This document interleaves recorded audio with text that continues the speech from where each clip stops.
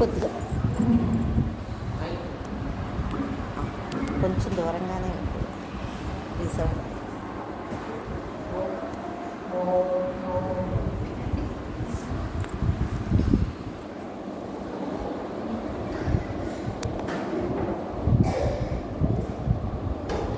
ఆత్మబంధువులు మనందరం ఒకటే ఫ్యామిలీ, ఒకటే ఫ్యామిలీ.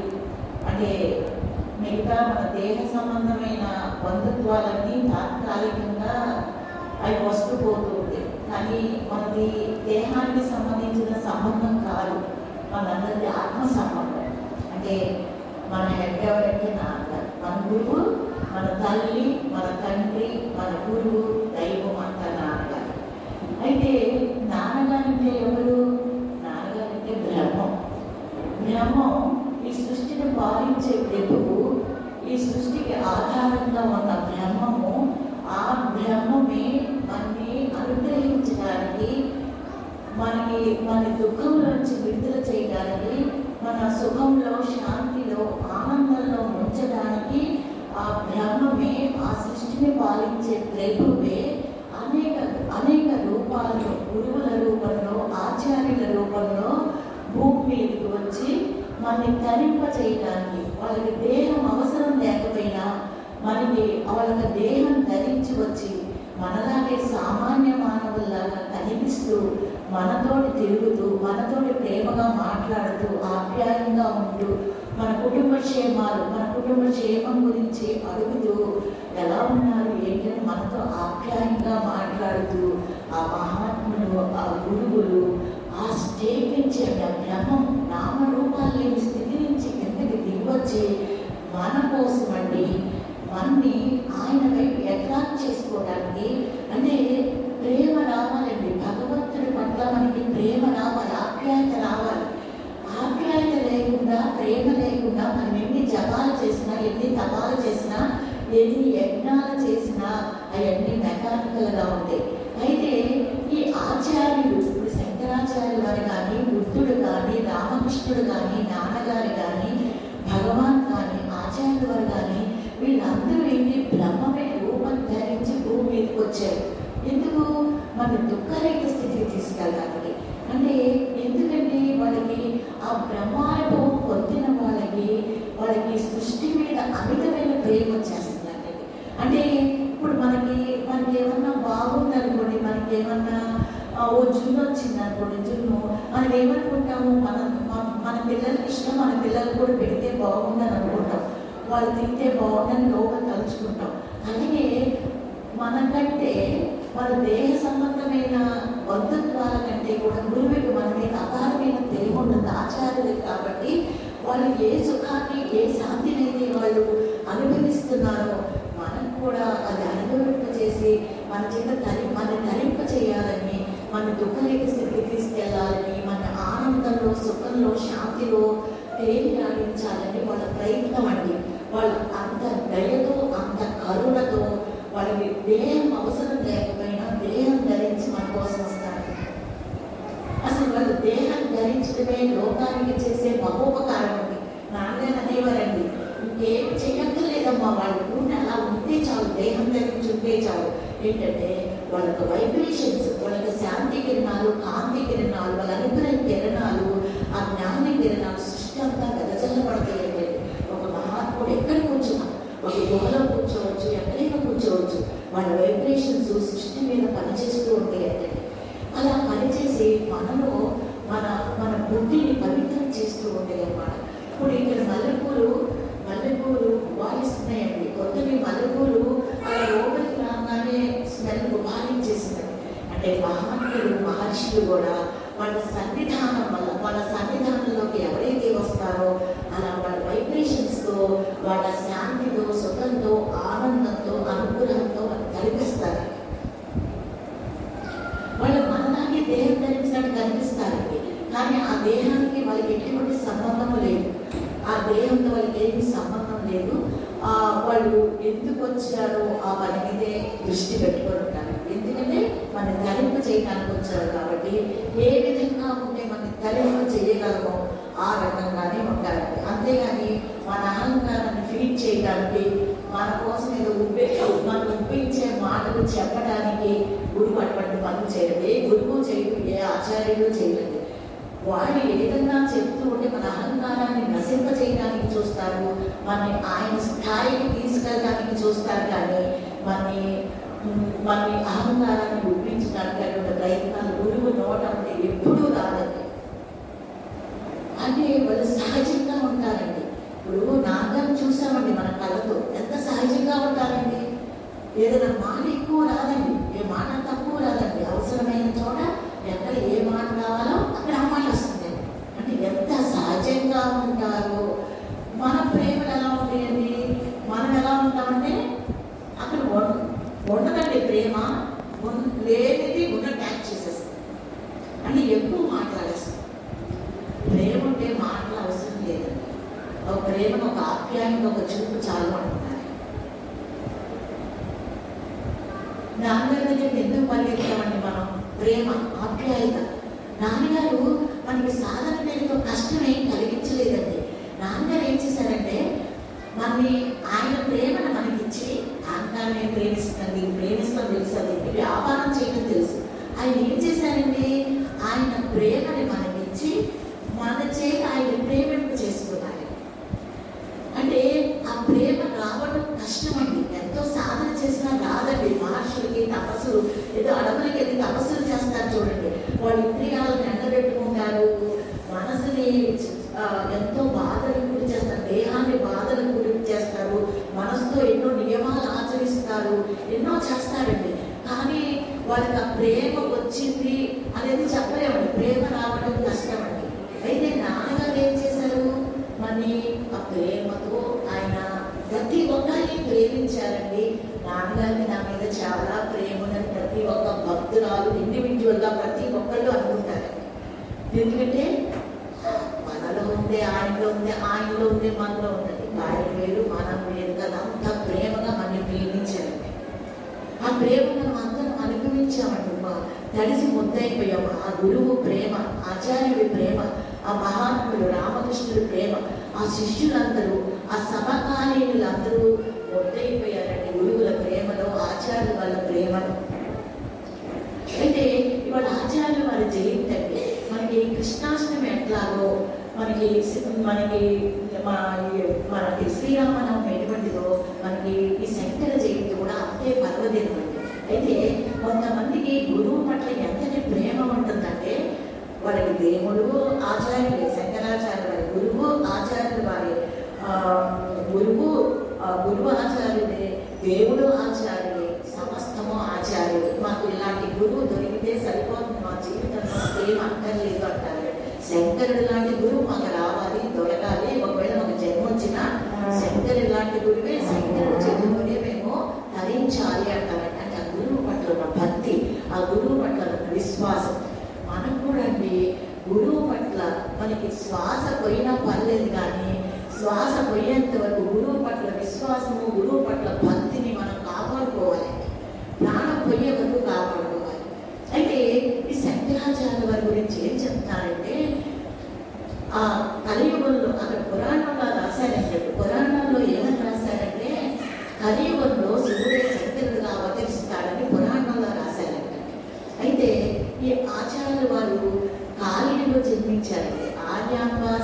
ఆర్యాంబ శివగురువులకి జన్మించారు. అయితే వాళ్ళకి ముందు శివగురువుకి ఆర్యాంబలకి సంతానం కలగలేదండి. చాలా ఏళ్ళు సంతానం కలగకపోతే వాళ్ళు ఆ ఊళ్ళో ఉన్న శివుణ్ణి ఆరాధించేవారు. గుడికి వెళ్ళి శివుణ్ణి ఆరాధిస్తా ఉంటే ఒకరోజు శివుడు వాళ్ళ పట్ల అనుగ్రహం కలిగి ఆయనకి స్వప్న దర్శనమిచ్చి ఏమడిగారంటే, నీకు సామాన్యమైన పుత్రుడు కావాలా? ఎన్నో ఏళ్ళు ఉంటాడు వాడు, కానీ సామాన్యమైన కొడుకు కావాలా, లేకపోతే సర్వజ్ఞుడైన కొడుకు కావాలా? వాడు తక్కువ కాలం జీవిస్తాడు, నువ్వేం కావాలో చాయిస్ మీదే, ఇటువంటి కొడుకు కావాలా అటువంటి కొడుకు కావాలా అని అడిగితే అప్పుడు ఆ ఆచార్య వారి తండ్రి శివుడు అన్నారంట, సామాన్యమైన పుత్రుడు ఎక్కువ కాలం జీవించి ప్రయోజనమేముంది, సర్వజ్ఞుడైన కొడుకే కావాలి నాకని అని శివుని ప్రార్థిస్తే అప్పుడు శివుడు ఏంటంటే శంకరాచార్యుడుగా అవతరించారు. శంకరుడి వేరు శివుడు వేరు కాదని. అయితే మనకి ఈ ఈ రాముడికి కృష్ణుడికి రాక్షస సంహారం ఉందంటే వాడు క్షత్రియ కుటుంబంలో పుట్టారనమాట.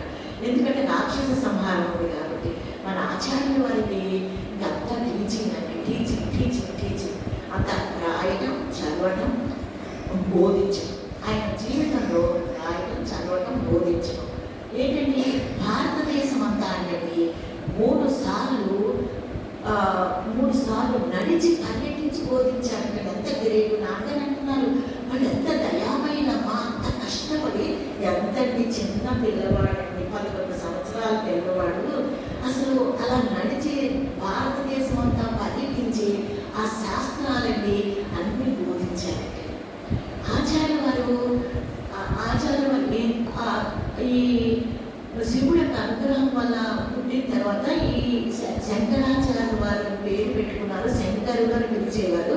అయితే ఈ శంకరుడు జన్మించిన తర్వాత 3వ సంవత్సరంలో తండ్రి మరణించారండి. తల్లి 5వ ఏట ఉపనయనం చేయించారు. 8వ సంవత్సరానికల్లా సమస్త విద్యలు నేర్చేస్తున్నారు. అంటే మహాత్ములు నేర్చుకున్నట్టు కనిపిస్తారంటే వాళ్ళకి ఆల్రెడీ వాళ్ళే జ్ఞానం అంటే ఏం నేర్చుకుంటారండి? జ్ఞానం నేర్చుకునేది ఏముంటుంది?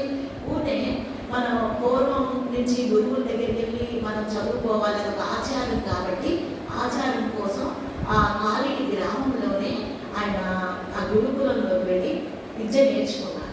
విద్య నేర్చుకున్నాక 8వ సంవత్సరానికల్లా అన్ని విద్యలు నేర్చుకున్నారు. దానికి కనిపించింది ఇక నాకు వెళ్ళిపోయే టైం వచ్చింది, వెళ్ళిపోయే టైం వచ్చింది, సన్యాసం అని తల్లి గారిని అడిగారనమాట. సన్యాసం పుచ్చుకోవడానికి ఒప్పుకోమని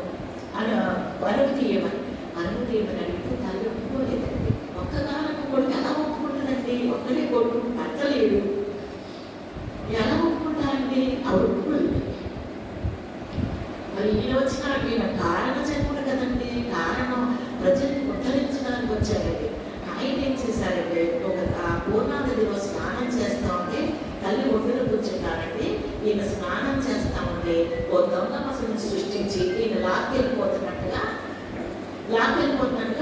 అమ్మ ఇది మొసలు నన్ను పట్టుకుంది, నన్ను చంపేస్తుంది, నువ్వు కనుక నన్ను సన్యాసానికి అనుమతించావంటే అంగీకరిస్తుంది, నన్ను వదిలేస్తుంది, నువ్వు సన్యాసానికి అనుమతి ఇవ్వలేదనుకో నన్ను పట్టుకుని నన్ను చంపేస్తుంది.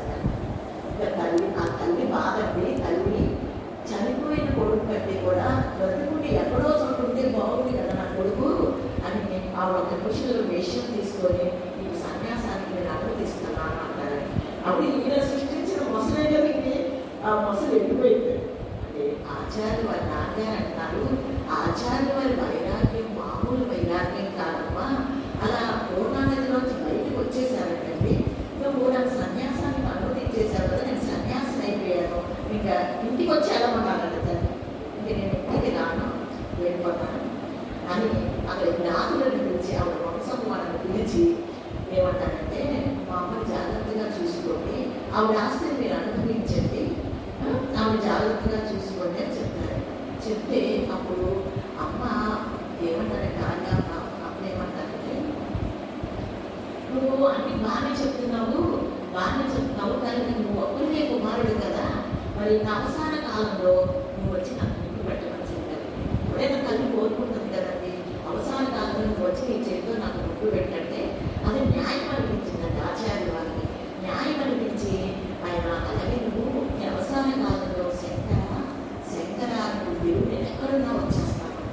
అయితే శంకర ఏమైంది, అవసాన కాలం వచ్చిందండి, ఆవిడ శంకర పిలిచారండి. అప్పుడు ఆయన శృంగేరిలో ఉన్నారు. శృంగేరి నుంచి వచ్చేసారు. తల్లికి లాస్ట్ టైం వచ్చేసిందని వచ్చేసారు. వచ్చేసి నేను మన అద్వైతి కదండి, అద్వైతి ఉన్నది ఒకటే వచ్చి నాలుగు మొదటి బ్రహ్మ గురించి చెప్పడం మొదలు పెట్టారు. ఈ అద్వైతం గురించి చెప్పడం మొదలు పెట్టేసరికి శంకరాలు ఏదో చెప్తున్నాము, నాకేం అర్థం కావట్లేదు, నువ్వు చెప్తే నాకేం తెలియట్లేదు, నాకేం తెలియట్లేదు, నాకేం అర్థం కావట్లేదు అని చెప్తే అప్పుడు ఆచార్యులు వారు విష్ణువుని ప్రార్థించి విష్ణువు దర్శింపచేశారంటే. కాబట్టి విష్ణువుని దర్శింపచేస్తే ఆవిడ జీవితం అంతా విష్ణువుని ఆరాధించిందండి. విష్ణువుని ఆరాధిస్తే అప్పుడు ఆ విష్ణువు యొక్క రూపాన్ని చూస్తూ ఆ విష్ణువుని అలా కంటితో చూస్తూ ఈవిడ మనస్సు వెళ్ళి ఆ కృష్ణుడిలో లయమైపోయింది. ఆ కృష్ణుడు ఐక్యమైపోయింది. అంటే మన జీవితం అంతా మనం ఏ రూపాన్ని ఏ నామాన్ని ఆరాధిస్తామో ఆ రూపం మీద మన మనసు నిలబడుతుంది, కానీ వేరే రూపం మీద మన మనసు నిలబడదు. అలాగే ఈవిడికి ఆర్యాంబకి ఆవిడ విష్ణువుని ఆరాధించింది కాబట్టి ఆవిడ జీవితం అంతా ఆవిడ మనసు ఆయన మీద నిలబడి ఆయనకు ఐక్యమైపోయింది. ఐక్యమైపోతే వీళ్ళు ఇప్పుడు ఆవిడ దేహము మరి నిప్పు పెట్టాలి కదా. నిప్పు పెట్టాలి అంటే వాళ్ళ వంశం వాళ్ళు ఏమన్నారంటే, వాళ్ళ బంధువులు ఏమన్నారంటే, నువ్వు సన్యాసం పుచ్చుకున్నావు, సన్యాసం పుచ్చుకున్నాడు తల్లి నిప్పు పెట్టకూడదు, నువ్వు పెట్టడానికి వీళ్ళైతే మేము పెడతామన్నారు. అంటే నా తల్లి ఆకలి కోరిక, నా తల్లికి నేను మాట ఇచ్చాను, మాట నేను పోషించుకుంటాను అని వాళ్ళ అంగీకరించకపోయిన ఆ తల్లి శవాన్ని ఇంటి ఓ పక్క ప్రాంతంలోకి తీసుకెళ్ళి ఆయనే నిప్పు సృష్టించి తల్లిని సమాధి చేసేస్తారని తల్లి నిప్పు పెట్టిన తర్వాత అక్కడ ఆ ప్లేస్లో ఒక స్తంభం పాది, స్తంభాన్ని పాది తల్లి అక్కడ దహనం చేసిన గుర్తుగా అక్కడ స్తంభం పాది అక్కడ ఆర్యాంబ సమాధి అంటారు. ఇప్పుడు మన శంకరాచార్య వారి దగ్గర మన పేరు కాలిని వెళ్ళాం అనుకోండి, అక్కడ లోపల ఆర్యాంబ గారి ఆ ప్లేస్, ఆ ఇంట్లో ప్లేస్లో ఒక స్తంభం ఉంటుందండి, అక్కడ ఆర్యాంబ సమాధి అని ఉంటుంది. ఎందుకంటే ఆయన వైరాగ్యం అంటే ఆ తల్లిని అక్కడ దహనం చేసేసిన తర్వాత మళ్ళీ కాలిని వైపు రాలేదండి. ఇక్కడ నాన్నగారు ఒక మాట చెప్పారు, మనం అన్నీ చూసుకుంటామమ్మా, 4 రోజులు ఎవరింటికన్నా వెళ్ళామనుకో అన్నీ మోసుకొచ్చేస్తుంటాం, అటాచ్మెంట్ అంటున్నా, వాళ్ళ మీద అటాచ్మెంట్, ఇళ్ళ మీద అటాచ్మెంట్, ఎక్కడా తగులుకోలేదంటే ఆచార్య గారు, ఎక్కడా అంటించుకోలేదంటే మళ్ళీ కాలిని వెక్కి చూడలేదు. పరమ వైరాగ్యం ఉందండి. ఇక్కడ ఆయన గురుకులంలో ఉండేటప్పుడు అది చెప్తారు నాన్నగారు. ఒక అమ్మగారి దగ్గరికి భిక్షకి వెళ్తే, అంటే భిక్షకి ఎందుకు వెళ్తారంటే మహాత్ములందరూ భిక్షకి వెళ్తారంటే, ఎందుకు వెళ్తారంటే ఏమో లోపల అహంకారం ఉందా, ఎవరన్నా ఏమన్నా అంటే మనం ఎలా రియాక్ట్ అవుతున్నాం అంటే ఏమైనా వికారాలు వస్తున్నాయా అని చూసుకోవడానికి ప్రతి మహాత్ముడు భిక్ష చేసుకున్నాడంటే.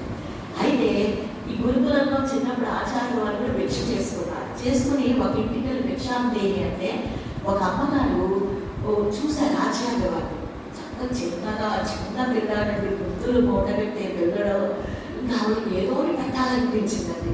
ఆవిడ చూస్తే కవి మీద ఏ రోజు భర్త సంపాదించి తీసుకొస్తేనే కానీ మళ్ళీ వండుకోవడానికి లేని పరిస్థితి అంటారు. అటువంటి పరిస్థితి ఆవిడకి ఆచార్య వారిని రొట్టు చేతులతో పంపించాలనిపించట్లేదండి. వీళ్ళంతా తిరిగేస్తున్నారంటే ఏమన్నా కనిపిస్తుందేమో ఆ బిడ్డ తింటామో అని చూస్తే ఒక ఉసిరికాయ నలుగురు ఎండిపోయిన ఉసిరికాయ ఏంటంటే అది కనిపిస్తే కానీ ఆయనకి ఇవ్వాలనిపిస్తుంది కదా, ప్రేమతో తీసుకెళ్ళి ఆచార్య వారికి ఇచ్చారంటే ఆచార్య వారి కాళ్ళ మీద చాలా దయ కలిగిందంటే ఆవిడ లోపల ఉన్నా లేకపోయినా పెట్టాలనే భావన ఉంది, అది పెట్టాలనే భావన ఉంది. దానికి ఆయనకి చాలా అనుగ్రహం కలిగి ఆ లక్ష్మీదేవిని ప్రార్థించి నువ్వు ఈ అమ్మగారికి సంపదనివ్వమని చెప్పి అడుగుతారంటే అప్పుడు లక్ష్మీదేవి లాజిక్ చెప్పారంటే వీళ్ళు పూర్వజన్మలో ఏమీ చేసినోడు కాదు, ఎవరికి పెట్టినోడు కాదు, పూర్వజన్మలో ఏమీ పుణ్యకర్మలు చేయలేదు, వాళ్ళ బ్యాంక్ బ్యాలెన్స్లో ఏమీ లేదు, ఏమీ లేదు, ఖాళీగా ఉంది, నువ్వేమో ఇవ్వమంటున్నావు, ఎలా ఇవ్వను అని అడిగింది. ఆవిడ లాజిక్ మాట్లాడు. అంటే ఇక్కడ మనకు కూడా చెప్తున్నారంటే ఆవిడకి చెప్పడం అడిగి చెప్తున్నారు, నువ్వు ఏదైతే ఇతరులకు ఇచ్చావో అది నీకు తిరిగి వచ్చేస్తుంది. నువ్వు ఇవ్వకుండా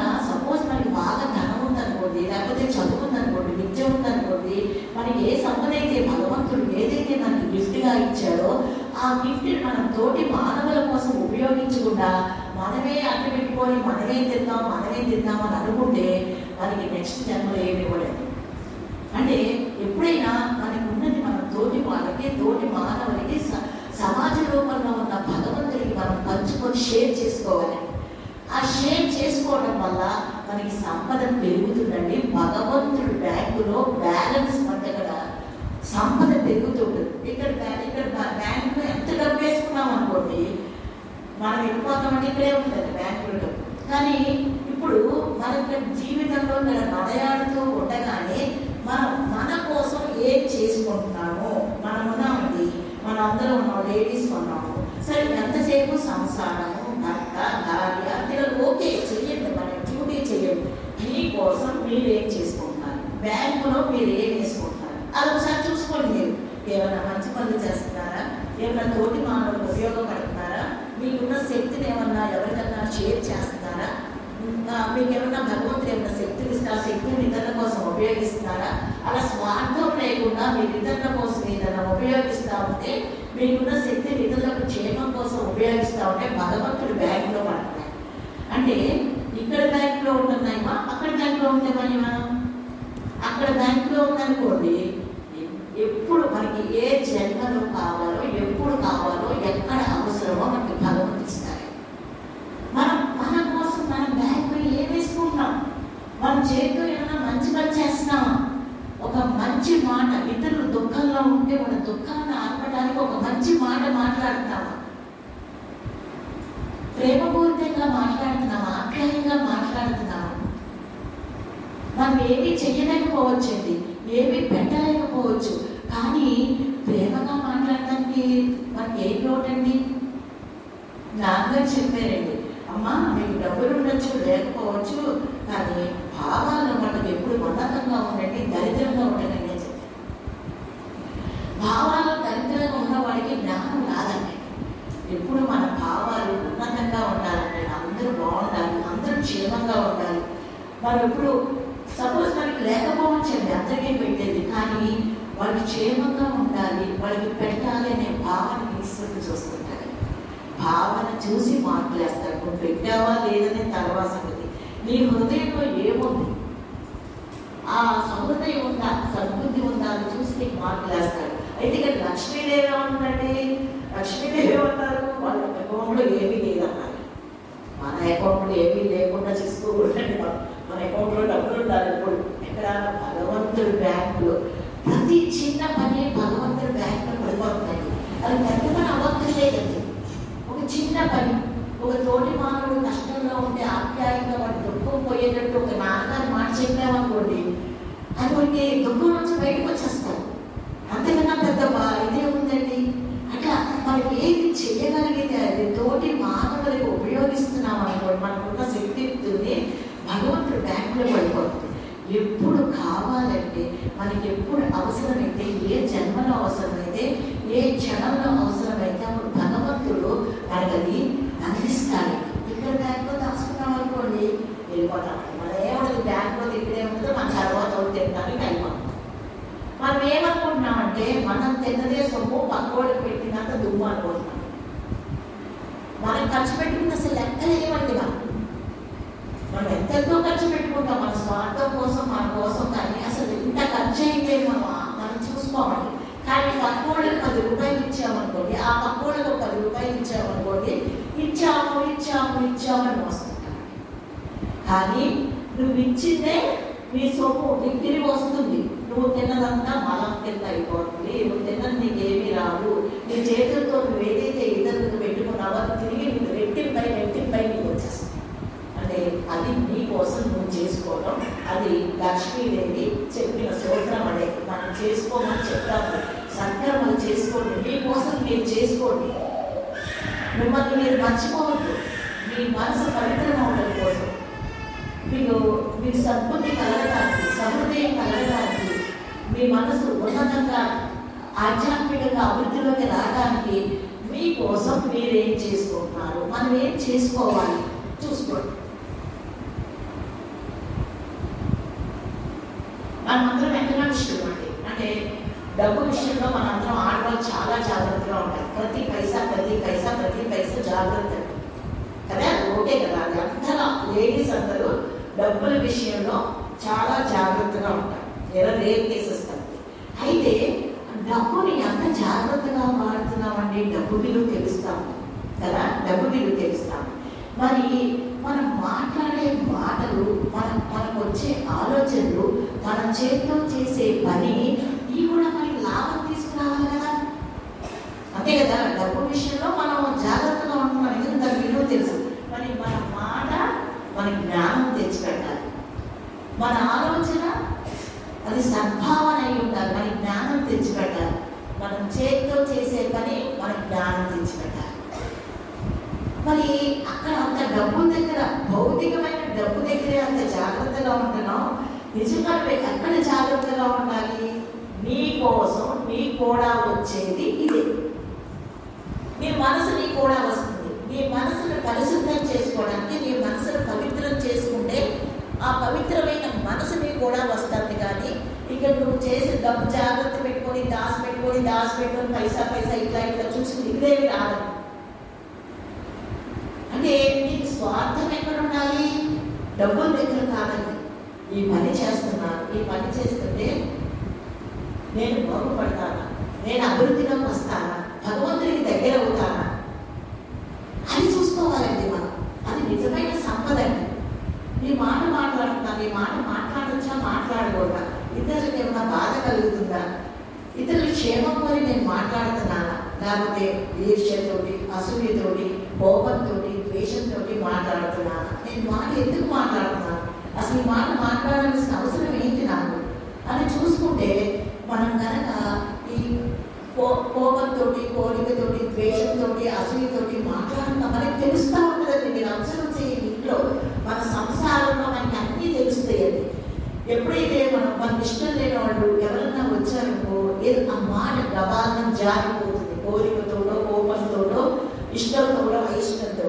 మరి ఆ మాట వల్ల మనకి ఏమొస్తుందండి? Negative marks, 0. అక్కడ మనం మైనస్ మార్క్స్, జ్ఞానం నుండి జారిపోతున్నాం, ఎంతకి జారిపోతున్నాం. అదే నువ్వు మంచి మాటలు మాట్లాడుతున్నావనుకో, మంచి పనులు చేస్తున్నావనుకో, మంచి ఆలోచనలు చేస్తున్నావనుకో, భగవంతుడికి దగ్గరైపోతుంటావు, సుఖానికి దగ్గరైపోతుంటావు, శాంతికి దగ్గరైపోతుంటావు. అంటే మన జీవిత విధానం మనం చాలా జాగ్రత్తగా చూసుకోవాలండి. సాధన అంటే ఏదో 10 నిమిషాలు దేవుడు గుడిలో కూర్చొని ఒక గంట మోగించి దీపం వెలిగించేసి దండం పెట్టేసుకుని బయటకు వచ్చేయడం కాదు. ప్రతి నిమిషం నీ జీవిత విధానం ఎలా ఉంది, నువ్వు తోటి వాళ్ళతో ఎలా మాట్లాడుతున్నావు, నీ సమాజంతో ఎలా మాట్లాడుతున్నావు, నీ బిహేవియర్ ప్యాటర్న్ ఎలా ఉంటుంది నీ జీవితంలో అని భగవంతుడు చెప్పిన మాటల్ని, గురువు చెప్పిన మాటల్ని మనం ప్రమాణంగా పెట్టుకొని, శాస్త్రాలను ప్రమాణంగా పెట్టుకొని మన జీవిత విధానం ఎప్పటికప్పుడు సవరించుకోవాలని. అదే సాధన. సాధన అంటే పూజలు చేసేయడం, చదివేయడం ఇవన్నీ కాదండి. సాధన అంటే నీ బిహేవియర్ ప్యాటర్న్ మార్చుకోవడం. అంటే భగవంతుడు నిన్ను ఎలా ఉండమని చెప్పాడో ఆ విధంగా నువ్వు ఉంటున్నావా లేదా చూసుకో.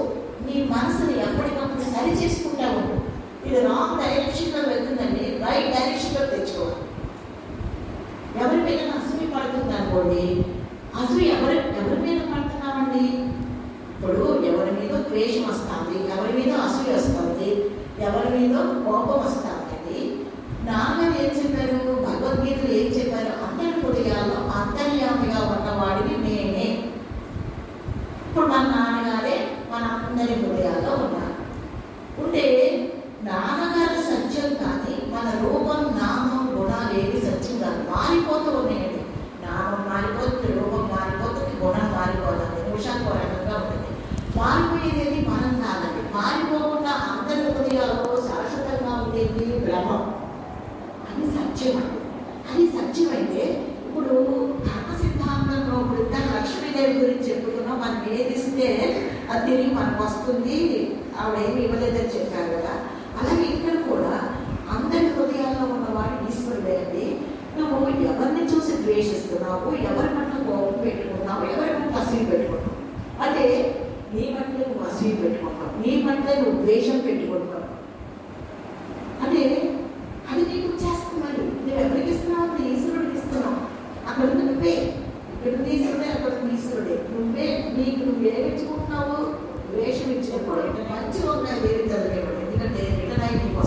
అదే పుచ్చంకాయ ఇచ్చామని పుచ్చం ఎప్పుడైనా మంచిది ఇవ్వమంటాను. ఎందుకంటే అది నీకు నువ్వు చేసుకుంటున్నావు. అది ఇప్పుడు మనం ఏమనుకుంటామంటే ఎవరికన్నా ఏదైనా చేసామనుకోండి, ఏదైనా మంచి పనులు అయితే దానం చేసాం, ధర్మం చేసాం, ఏదో ఒకరికి హెల్ప్ చేసామనుకోండి, మనం ఏమనుకుంటాం, వాళ్ళకి చేసేసాము, మనం ఉద్ధరించేసాము అనుకుంటాం. వాళ్ళని ఉద్ధరించట్లేదు, మనని మనం ఉద్ధరించుకుంటాం. అది తెలియట్లేదు మనకి. మనం ఏదైనా మంచి పని చేసామనుకో మనం ప్యూరిఫై అవుతున్నాం. మనం ప్యూరిఫై అవ్వడానికి మనం మంచి పనులు చేసుకుంటాం. మనం మంచి మాటలు ఎందుకు మాట్లాడుతున్నాం? మనం ప్యూరిఫై అవ్వడానికి. ఏ పని చేసుకున్నా మనం ప్యూరిఫై అయ్యేటట్టుగా ఉండాలి. అనేది సాధన. మనం చెడిపోవడానికి పనులు చేసుకోవడం ఎందుకండి? మనం చెడిపోవడానికి మాట్లాడటం ఎందుకు, పనులు చేసుకోవడం ఎందుకు, ఆలోచించడం ఎందుకు?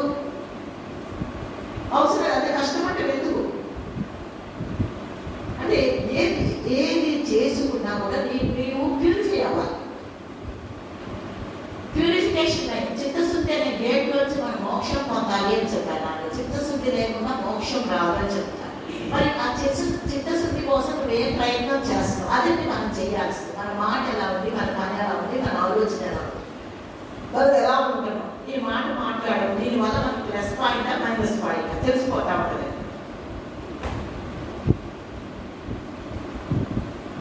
ఈ ఆచారం వారండి నెక్స్ట్ తల్లికి దగ్గర సన్యాసం తీసుకున్నాక ఆ నర్మదా నది ప్రాంతాన ఓంకార క్షేత్రం ఉంటుంది. ఓంకార క్షేత్రం వైపు ప్రయాణం చేసి వచ్చి గోవింద భగవత్పాదుల దగ్గర శిష్యుడిగా చేస్తారు. ఆ గోవింద భగవత్పాదులు ఎవరంటే గౌడపాదుల శిష్యుడే. ఉన్నది ఒక్కటంటే ఒక్కటే అద్వైత సిద్ధాంతాల ప్రచారంలోకి తీసుకొచ్చిన గౌడపాదుల యొక్క శిష్యుడు ఈయనమాట గోవింద భగవత్పాదులు. అటు గోవింద భగవత్పాదుల దగ్గరికి ఆచార్య స్వాముల వారు వెళ్ళారు. వెళ్తే ఆయన అడిగారు, మీరు ఎవరు అని అడిగారు. మీరు ఎవరు అని అడిగితే నేను ఫలానా దేశం అని కానీ ఫలానా ఊరని కానీ ఇదని కానీ అదని కానీ చెప్పలేను. నేను అంతటా వ్యాపించిన వస్తువుని, అంతటా వ్యాపించిన చైతన్యాన్ని అని చెప్పాను. వైభవం అంతటా వ్యాపించిన చైతన్యాన్ని అన్నారు. అందుకని నిదని అదని చెప్పలేను అని చెప్తే ఆయన వైభవం గోవింద భగవత్పాదుల ఆచార్యుల యొక్క వైభవాన్ని గుర్తించేసి ఆయన్ని ఆ ఉపనిషత్తుల సారాన్ని బోధించారండి గోవింద భగవత్పాదుల ఆచార్యులు. అక్కడ కొంత 2-3 నెలలు ఉన్నారు. అయితే ఆ టైంలో అంటే నర్మదా నదికి వరద వచ్చినాయండి. నర్మదా నదికి కరెక్ట్గా ఈ గోవింద భగవత్పాదులో ఉన్న ఊళ్ళో ఈయన ఆశ్రమం దగ్గర ఆ ఓంకార క్షేత్రం దగ్గర ప్లేస్లో వరదలు వచ్చేసినాయి. వరదలు వస్తే ఆచార్య స్వామి వారి కమండలం పెట్టేసి ఆ కమండలంలో వరద నీరంతా దాంట్లోకి మొత్తం అంతా కమండలంలోకి లాగించేశారు. అంటే అటువంటి ఆయనకి ఎటువంటి యోగి పవర్స్ ఉన్నాయి. ఒక యోగి ఉన్నాడంటే, ఒక మహాత్ముడు ఉన్నాడంటే, ఒక జ్ఞానం అదంతా జ్ఞానము అనుగ్రహంతో నిండి ఉన్నాడంటే ఆచార్య స్వామి వారు. అంటే ఆయన ఏది మాట్లాడినా సంస్కృతంలో మాట్లాడేవారంటే, సంస్కృతం తప్పిదే అమ్మతో కూడా సంస్కృతం మాట్లాడేవారంటే. ఇప్పుడు నాన్నగారు అంటున్నారు వివేకానందమ్మ ఇంగ్లీష్లోనే ఆలోచించేవాడు అంటే ఇంగ్లీష్లో మాట్లాడేవాడంటే ఎవరితో మాట్లాడారు. ఒకళ్ళ ఆలోచన కూడా ఇంగ్లీష్లో ఉండేదంటే. కానీ మన ఆచార్యుల వారికి ఆ సంస్కృతంలోనే ఆలోచించేవాళ్ళు, సంస్కృతాన్ని జీవపాత్రలాగా తీసుకొచ్చేసేవారండి ఆచార్యుల వారు. అని సంస్కృతం అంటే అంత ప్రేమంటే. అయితే ఈ గోవింద భగవత్పాదుల దగ్గరికి వెళ్ళిన తర్వాత గోవింద భగవత్పాదులు ఏమన్నారంటే, నువ్వు కాశీ వెళ్ళి అద్వైత మతాన్ని స్థాపించు. అద్వైత మతాన్ని స్థాపించినప్పుడు కాశీ అంటే ఆ రోజుల్లో కాశీలో మహాపండితులు ఉన్నారంటే అక్కడ ఆమోదం పొందితేనే కానీ అది అంత ఆమోదం కాదనమాట, చట్టం అవ్వదు. అయితే అప్పుడు కాశీ వెళ్ళి అద్వైత సిద్ధాంతాన్ని ప్రతిపాదించు అని చెప్పారంటే గోవింద భగవత్పాదులు. అప్పుడు ఆచార్య స్వాముల వారు కాశీ వెళ్ళి అంటే ఆ టైంలో హిందూ మతం ఎలా ఉందంటే అనేక శాఖలుగా విడిపోయిందంటే, అంటే శివుడిని ఆరాధించేవారు శివుడు ఒకడే దేవుడు, విష్ణువుని ఆరాధించేవారు విష్ణువు ఒకడే దేవుడు, అమ్మవారిని ఆరాధించేవారు అమ్మవారు ఒకదే దేవత అని హిందూ మతంలోనే అనేక శాఖలుగా విడిపోయేటండి. వాళ్ళు వేరు వీళ్ళు వేరు వీళ్ళు వేరు అలా సమైక్యత లేకుండా పోయిందండి. అప్పుడు ఆచార్య స్వాములు వారందరినీ పిలిచి, ఆ పండితులందరినీ పిలిచి హిందూ మతాన్ని ఉన్నది ఒక్కటంటే ఒకటే, బ్రహ్మం ఒక్కటే, ఆ బ్రహ్మమే శివుడు, ఆ బ్రహ్మమే విష్ణువు, ఆ బ్రహ్మమే దేవి, ఉన్నది ఒక్కటంటే ఒక్కటే అని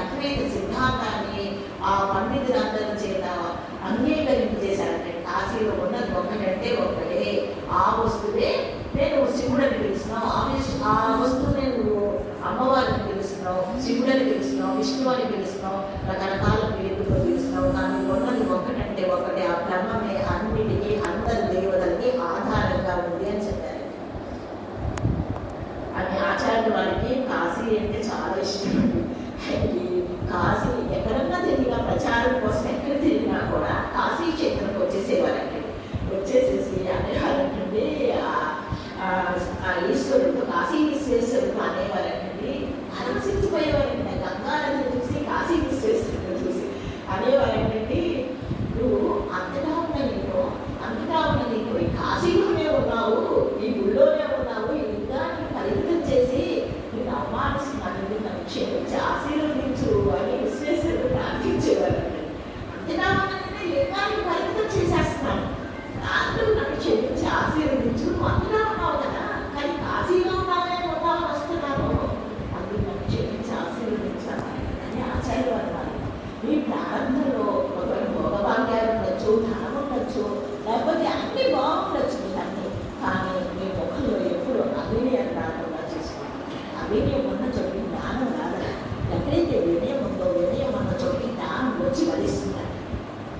మీ మొహంలో ఎప్పుడు అవినయం కనిపించకూడదు అని చెప్తారు. అవినయం కనిపించకూడదు. అవినయం కనిపించలేదు మనం పాడేవాళ్ళం. అవినయం ఎప్పుడు రాకుండా చూసుకోండి. మీ ప్రారంభంలో మీకు అన్ని అనుకూల పరిస్థితులు ఉండొచ్చు, అన్ని అనుకూల పరిస్థితులు ఉన్నాయి, ప్రారంభాన్ని బట్టి వచ్చింది. ఇప్పుడు నీ తెలివి బట్టి నువ్వు పూర్వజన్మలో నువ్వు చేసుకున్న దాన్ని బట్టి అది నీ కర్మఫలం కింద వచ్చింది. అది భగవంతుని ప్రసాదం. అది నువ్వు దాన్ని చూసి అది వచ్చింది అనుభవిస్తావు, వెళ్ళిపోతుంది. కర్మఫలం వచ్చింది అనుభవిస్తామంటే వెళ్ళిపోతుంది. అది ఎప్పుడు నిలబడదు. కానీ వాటిని చూసుకొని నువ్వు అవినయం తెచ్చుకున్నావు, అవినయం నీకు కూడా వచ్చేస్తుంది. ఆ సంపద ఇక్కడే ఉంటాయి. కాబట్టి ఎప్పుడు నీ మొహంలో కానీ, నీ ప్రవర్తనలో కానీ ఇప్పుడు అవినయం కనిపించింది. వినయంగా ఉన్నాను.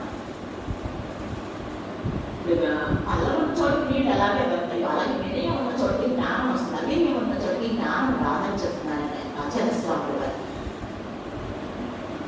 అయితే అక్కడ హిందూ మతాన్ని అంటే అలా అనైక్యతగా ఉన్న హిందూ మతాలు మొత్తం దేశంలో మతాలు, సర్వ మతాల్ని ఐకమత్యంలోకి తీసుకొచ్చిన వాడు ఆచార్య స్వామి వారు మొత్తం. అయితే అక్కడ ఆచార్య స్వామి వారు ఆయన జీవితం అంతా రాయటము, చదవటము, వ్యాఖ్యానించడం, భాష్యాలు రాయటము, బోధించడం అని చెప్పుకున్నాం కదా. ఆచార్య స్వామి వారు మొత్తం 3 రకాల రచనలు చేశారండి. భాష్య గ్రంథాలు, ప్రకరణ గ్రంథాలు, నెక్స్ట్ స్తోత్ర గ్రంథాలు, 3 రకాల గ్రంథాలను రచించారు. భాష్య గ్రంథాలు అంటే ఏంటంటే వేదాలు, ఉపనిషత్తులు, భగవద్గీత, వ్యాసుల వారు రచన భాష్యాలు అవి వీటన్నిటికీ అప్పటికే ఆల్రెడీ భగవద్గీతకి, ఈ వ్యాసుల వారు రచించిన బ్రహ్మసూత్రాలు ఉంది, ఈ వేదాలు, ఉపనిషత్తులు అన్నీ ఉన్నాయండి. కానీ వాటికి ప్రచారం లేదు, వాటిని చెప్పేవాడు లేదు, చదివేవాడు లేదు, వాటిలో ఏముంది ఎవరికి తెలియదు. అటువంటి ఆ భాష్య గ్రంథాలన్నింటినీ తీసుకొని ఆచార్య వారు చదివి, ఆ శాస్త్రాలన్నీ చదివి కొన్ని భాష్యాలు అంటే ఇతరులకు అర్థమయ్యేలాగా మనకి వ్యాఖ్యానం రాశారు. మూల గ్రంథాలు అవి కూడా ఉన్నాయి, కానీ వాటికి ఎవరికి తెలియట్లేదు వాటి గురించి. ఆ గ్రంథాలను అమృతం తెలియట్లేదు. అప్పుడు ఆచార్య వారు వాటిని చదివి వాటికి భాష్యం అన్నమాట, వాటి గురించి వ్యాఖ్యానం రాసి ఆ కవిలో ఉన్న బంగారాన్ని మనకి తెలియ చెప్పారు. ఆచార్య వద్ద ఏమని చెప్తామమ్మా, మనకి శాస్త్రాలు ఎందుకైనా చదివి అన్నీ ఎందుకు రాశారు మనకు అర్థమయ్యేటంటే మన మీద అపారమైన దైవాలమ్మా, మనకి జ్ఞానాన్ని అందించాలని అని చెప్తారు. ఆ భాష గ్రంథాలకి ఆ గ్రంథాలకి వ్యాఖ్యానం రాశారు. నెక్స్ట్ ప్రకరణ గ్రంథాలు. ఇప్పుడు ఇవన్నీ భాష్యాలు చాలా కష్టంగా ఉంటుంది, ప్రజలకు అర్థం కావట్లేదని ఆయన వాటిని చదివి అర్థం చేసుకొని తన అనుభవాన్ని కూడా జోడించి సొంత మాటలతో ఇతరులకు అర్థమయ్యేలాగా ప్రకటన గ్రంథాలు రచించారు. ప్రకటన గ్రంథాల్లో వివేక చూడమని, కృష్ణోత్తర మాదిగా ఆత్మబోధ, నాన్నగా చదివే కదా ఆత్మబోధ, ఇవన్నీ ఏమో ప్రకటన గ్రంథాలు. అంటే మనకు అర్థమయ్యే రీతిలో ఆచార్య స్వామి వారి కిందకి దిగొచ్చి వాటిలో ఉన్న సారాన్ని తీసుకొచ్చి మనకి ప్రకటించారు. కాబట్టి వాటిని ప్రకరణ గ్రంథాలు అంటారు. ఇంకా నెక్స్ట్ స్తోత్ర గ్రంథాలు. స్తోత్ర గ్రంథాలు అంటే ఏంటంటే ఉన్నది బ్రహ్మం ఒకటే, ఉన్నది బ్రహ్మం ఒకటంటే ఒకటే. అయితే ఆ బ్రహ్మాన్ని నువ్వు నీకు ఇష్టం వచ్చిన రూపంలో ఆరాధించు. నువ్వు నీకు ఇష్టమైన రూపంలో మన ఆర్యామ్మ ఉన్నారు. ఆర్యామ్మ ఏం చేశారు? శివుడి రూపం చూపిస్తే ఆవిడ ఇష్టపడ్డా, ఆవిడ విష్ణువు రూపం చూస్తే ఇష్టపడ్డారు. అంటే ఆవిడ ఆరాధించినారు.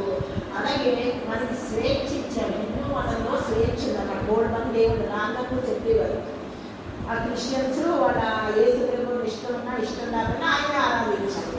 మనకు అలా కాదు. కృష్ణుని ఆరాధించుకోవచ్చు, విష్ణువుని ఆరాధించుకోవచ్చు, రాముడిని ఆరాధించుకోవచ్చు, శివుడిని ఆరాధించుకోవచ్చు, అమ్మని ఆరాధించుకోవచ్చు. అంటే మనకి స్వేచ్ఛ ఇచ్చేసారు. భగవంతుడు ఒక్కడే.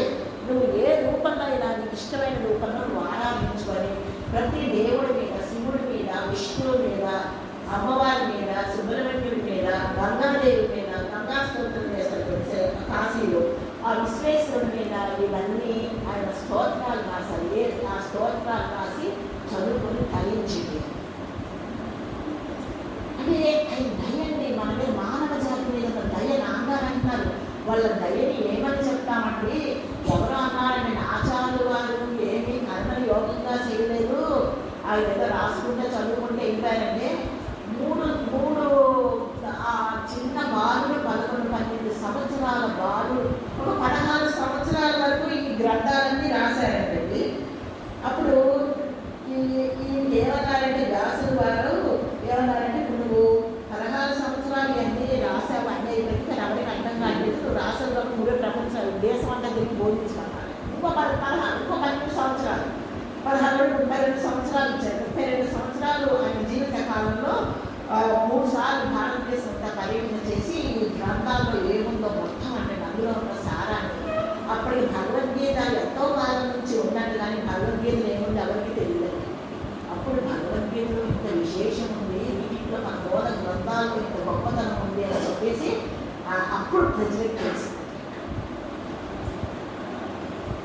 అంటే ఏదైనా చెప్తేనే కదా తెలిసి, చదివితేనే కదా తెలిసేది. నా అందరూ అనేవారండి, శ్రవణం చేస్తుంది, శ్రవణం చేయడం ఎందుకు అని అంటారు. అందరూ ఎందుకు శ్రవణం చేస్తే ఏమొస్తుంది అంటారు. శ్రవణం చేస్తేనే రావట్లేదు, శ్రవణం చేయకపోతే ఏమొస్తుంది మనకి? శ్రవణం చేస్తేనే మంచి చెడు తెలియట్లేదు. ఇంతగా నాన్నగారు బోధించి 30 సంవత్సరాలు 40 సంవత్సరాలు పొద్దున్న లేచిన దగ్గర నుంచి నిద్ర పోయే వరకు బోధించారండి. ఆ బోధిస్తేనే మన భవిష్యత్తు లేదండి నాన్నగారు చెప్పి. ఇంకా శ్రవణం చేయకపోతే ఏమెక్కుతుందని అసలు మంచి చెడు మనకు తెలుస్తుందా? శ్రవణం మననం ఆచార్య స్వాముల వారికి జీవితం అంతా. నాన్నగారు అంటారు, మన గురు పరంపరలో దక్షిణామూర్తి, నెక్స్ట్ రమణ మహర్షి, నెక్స్ట్ ఆచార్య స్వాముల వారు, భగవాన్ రమణ మహర్షి, తర్వాత నాన్నగారు కూడా వేసుకుంటారు. ఎందుకంటే ఫస్ట్ దక్షిణామూర్తి ఎలా బోధించాడంటే జ్ఞానాన్ని, సైలెన్స్. అయితే ఆ సైలెన్స్ అందుకోవడానికి వాళ్ళు యోగ్యులైన శిష్యులు 90% వాళ్ళకి వచ్చేవాడు. అటువంటి వాళ్ళు కావాలి. ఆ సనత్సు జాతి వాళ్ళు అటువంటి వాళ్ళు కాబట్టి దక్షిణామూర్తి సైలెంట్గా కూర్చుంటే వీళ్ళు కూడా ఆయన ఎదురుగా సైలెంట్గా కూర్చొని ఆ సైలెన్స్ మాట్లాడుతుంది. అది బాగా పక్వమైన వాళ్ళకి కానీ అంటే బాగా ముగిపోయిన వాళ్ళకి కానీ ఆ సైలెన్స్ బోధ అర్థం కాదు. అయితే ఆ సనత్సు కుమారుడు, సనత్సు జాతి వాళ్ళు ఆ దక్షిణామూర్తి సైలెంట్గా కూర్చొని వీళ్ళు ఎదురుగా సైలెంట్గా కూర్చోవడం వల్ల వాళ్ళు ఆ గురు బోధించే బోధ ఆ సైలెంట్గా ఆ బోధను వీళ్ళు అందుకొని వీళ్ళు ఆ వస్తువులు బోధేశారు దక్షిణామూర్తి. అయితే నెక్స్ట్ వచ్చినప్పుడు ఆచార్య స్వామి వారు ఏం చేశారు? ఇది వీళ్ళు మాటలు చెప్తే కానీ మాటగా వీళ్ళకి అసలు ఆ మౌనం అసలు అర్థం కాదు. వీళ్ళకి ఇప్పుడు కాలమాన పరిస్థితులను బట్టి మనం బోధించాలి, శ్రవణం చేయించాలి, బోధించాలి అని పొద్దున రావగానే పుస్తకాలు తీయమని ఆచార్య స్వామి శిష్యులు అనుకుంటేవారు కదండి. పొద్దున రావగానే పుస్తకాలు తీయమనేవారు. ఇంకా తెలియలేదండి అంటే రోజు తినేదేగా ముందు పుస్తకాలు తీయాలండి. అదే ఎలా కదండి బోధించి శ్రవణం చేయించి మననం చేయించి మన జ్ఞానంలో 90% మన జ్ఞానం దగ్గర తీసుకోవాలి. 10% సాధన అలా ఇచ్చేయాలని ఆచార్య వారి ఉద్దేశం. బోధ నిరంతరం బోధ. అయితే అందులో ఒక శిష్యులు అన్నాడండి, ఏంటి వీళ్ళు చెప్తారు గురుగారు అంత కష్టపడుతున్నారు, విద్య అంటున్నారు, అంత అంటున్నారు, ఈ పాఠాలు మీరు కష్టపడి చెప్పడం ఎందుకు వెంటనే అప్పుడు ఆచార్య వారు అన్నారు, ఇంకెవరు సమాధానం చెప్పలేరమ్మా అని అంటున్నానండి. ఇప్పుడు నువ్వు స్వప్నంలో నీకు పెద్ద గుడి వచ్చిందనుకో, ఆ పెద్ద గుడి వస్తే నీకు వెలుగు వస్తుందా లేదా? వెలుగు వస్తుంది. వెలుగు వస్తే స్వప్నంలో వచ్చిన గుడి నిజమా అబద్ధమా? అది అబద్ధమే. కానీ నీకు వెలుగు తెచ్చింది కదా, వెలుగు నిజమే కదా, వెలుగు నిజం. అలాగే నా బోధ అబద్ధమైన నీకు వెలుగు తెస్తుంది బ్రహ్మగుడికి అన్న. ఎంత అద్భుతం చూడండి. అంటే మనం శ్రవణం చేసింది, మననం చేసింది ఊరికే పోదండి, అది సంపద అండి. శ్రవణం మననం, శ్రవణం మననం. పిచ్చి పిచ్చి మాటలు, పనికిరాని మాటలు, ఆడ గురించి ఈడ గురించి మాట్లాడుకునే మాటల వల్ల మనం పాడైపోతామండి, మనం పతనమైపోతామండి. మనం పతనమయ్యే పనులు మనం ఎందుకు చేసుకోవడం అండి? అసలు అహంకారానికి ఇతరులు ఉన్నారు కానీ ఆత్మకి ఇతరులు లేరండి. మనం వేసిన దగ్గర నుంచి ఆడ గురించి ఇళ్ళ గురించి జడ్జిమెంట్ మనకు అవసరమా? అసలు ఇతరుల గురించి మనకి ఎందుకండి? మనం ఎలా ఉన్నామో మనం ఆ శ్రవణం చేస్తున్నామా, మననం చేస్తున్నామా, మనం బాగుపడే విషయాలు వింటున్నామా, కళ్ళతో మంచి దృశ్యాలు చూస్తున్నామా, చెవులతో మంచి మాటలు వింటున్నామా, ఎలా మనం ఎటువంటి స్నేహాలు చేస్తున్నాం, ఇవన్నీ చూసుకోవాలండి. మనం నాన్నగారు చెప్పారు స్నేహం అంటే ఎలా ఉండాలంటే, స్నేహం అంటే ఇప్పుడు మనం స్నానం చేస్తున్నాం అనుకోండి, వాటర్ పోసుకొని స్నానం చేస్తే ఒడి శుభ్రమైపోతుంది. అలాగే నువ్వు స్నేహం ఎటువంటి వాళ్ళతో స్నేహం చేయాలంటే, ఎవరితో స్నేహం చేస్తే నీ మనసులో ఉన్న మురికంతా కడిగేస్తుందో అటువంటి వాళ్ళతో స్నేహం చేయాలి. అంటే నువ్వు ఒక స్నేహం చేసావనుకో వాళ్ళ వల్ల నువ్వు బాగుపడుతూ ఉండాలి, అంతేగాని వాళ్ళ వల్ల నువ్వు చెడిపోకూడదు. అది తెలుసుకుంటావు కదా ఎవరితో స్నేహం చేస్తున్నావు. మనం స్నేహం చేసినప్పుడు మన చైతన్య స్థాయి పెరుగుతూ ఉండాలి, మన పవిత్రత పెరుగుతూ ఉండాలి, మనం అభివృద్ధిలోకి వస్తూ ఉండాలి.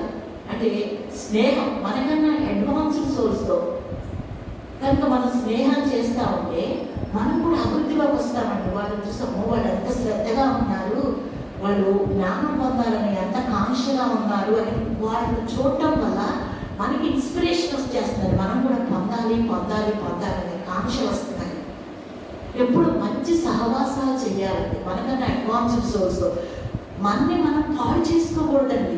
మనం ఇంటి చుట్టుపక్కల వాళ్ళ గురించి మాట్లాడుకోవడం, ఆయమ్మ గురించి ఈ అమ్మ గురించి వాళ్ళు ఇలాంటి వాడు ఇలాంటి వాళ్ళు, ఇటువంటి మాటలు అక్కడ మాట్లాడుతుంటే మనం పులిని చూసినట్టు లేచి వచ్చేయాలి. అక్కడ ఒక్క నిమిషం కూడా ఉండకూడదండి. ఎందుకంటే మనం పాడైపోయామనుకోండి, అక్కడ తిరిగా వింటున్నాం అనుకోండి ఆ మాటలు, మనం మళ్ళీ ఎంత సాధన చేసి కడుక్కుంటేనే కానీ, ఎన్నో జన్మల సాధన చేసి మన అపవిత్రతను కడుక్కోవాలి. ఎందుకంటే అంత కష్టపడ్డం. మనం మంచిగా మనం దేని కోసం వచ్చాం? భగవంతుడిని పొందడం కోసం వచ్చాం. భూమి మీద మనకి భగవంతుడు ఒక అవకాశం ఇచ్చాడు. మనకేమి జన్మ ఊరికే రాలేదండి. మనుష్యత్వం, మోక్షత్వం, మహాపురుష సంసర్గం అన్నారండి ఆచార్య స్వాముల వారు.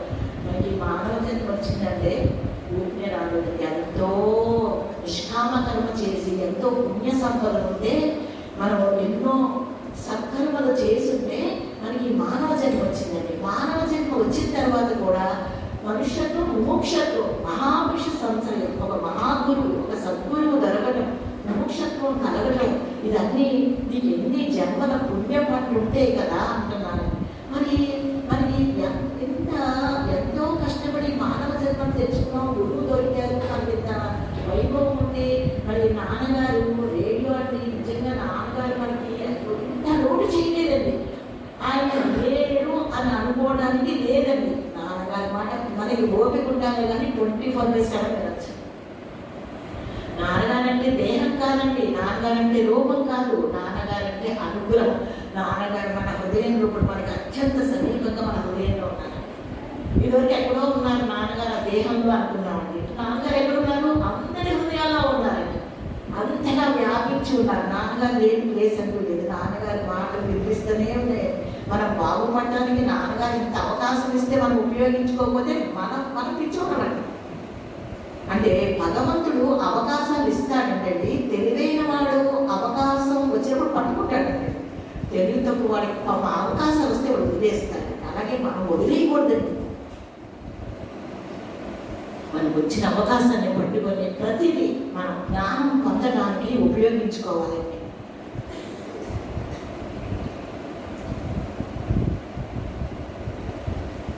అయితే ఆచార్య వారి గ్రంథాల గురించి చెప్పుకోవడం కదా, ఆచార్య వారు శృంగేరిలో మఠాలు స్థాపించారు. అంటే జ్ఞానాన్ని బోధించడానికి అని చెప్పేసి ఆచార్య వారు చెప్పిన సబ్జెక్ట్ అదంతా ఉంది కదా, ఆ జ్ఞానం గురించి బోధించడానికి అని చెప్పి 4 మఠాలు స్థాపించారు. శృంగేరిలో ఒకటి, పూరి ఒకటి, బద్రీలోని జ్యోతిర్మఠ ఒకటి, నెక్స్ట్ ద్వారక. ఈ 4 మఠాలు స్థాపించారు. 4 మఠాలు స్థాపించి ఆ శిష్యులతో ఏం చెప్పారంటే ఆచార్య స్వామి వారు, మీరు పొట్టకి వంటకి ప్రజల మీద ఆధారపడండి, అంతే. ఎక్కువ ధనాన్ని పోగు చేసుకోకండి. ఎక్కువ ధనాన్ని పోగు చేసుకున్నారనుకో మీ మనసు అపవిత్రమవుతుంది, మాలిన్యం.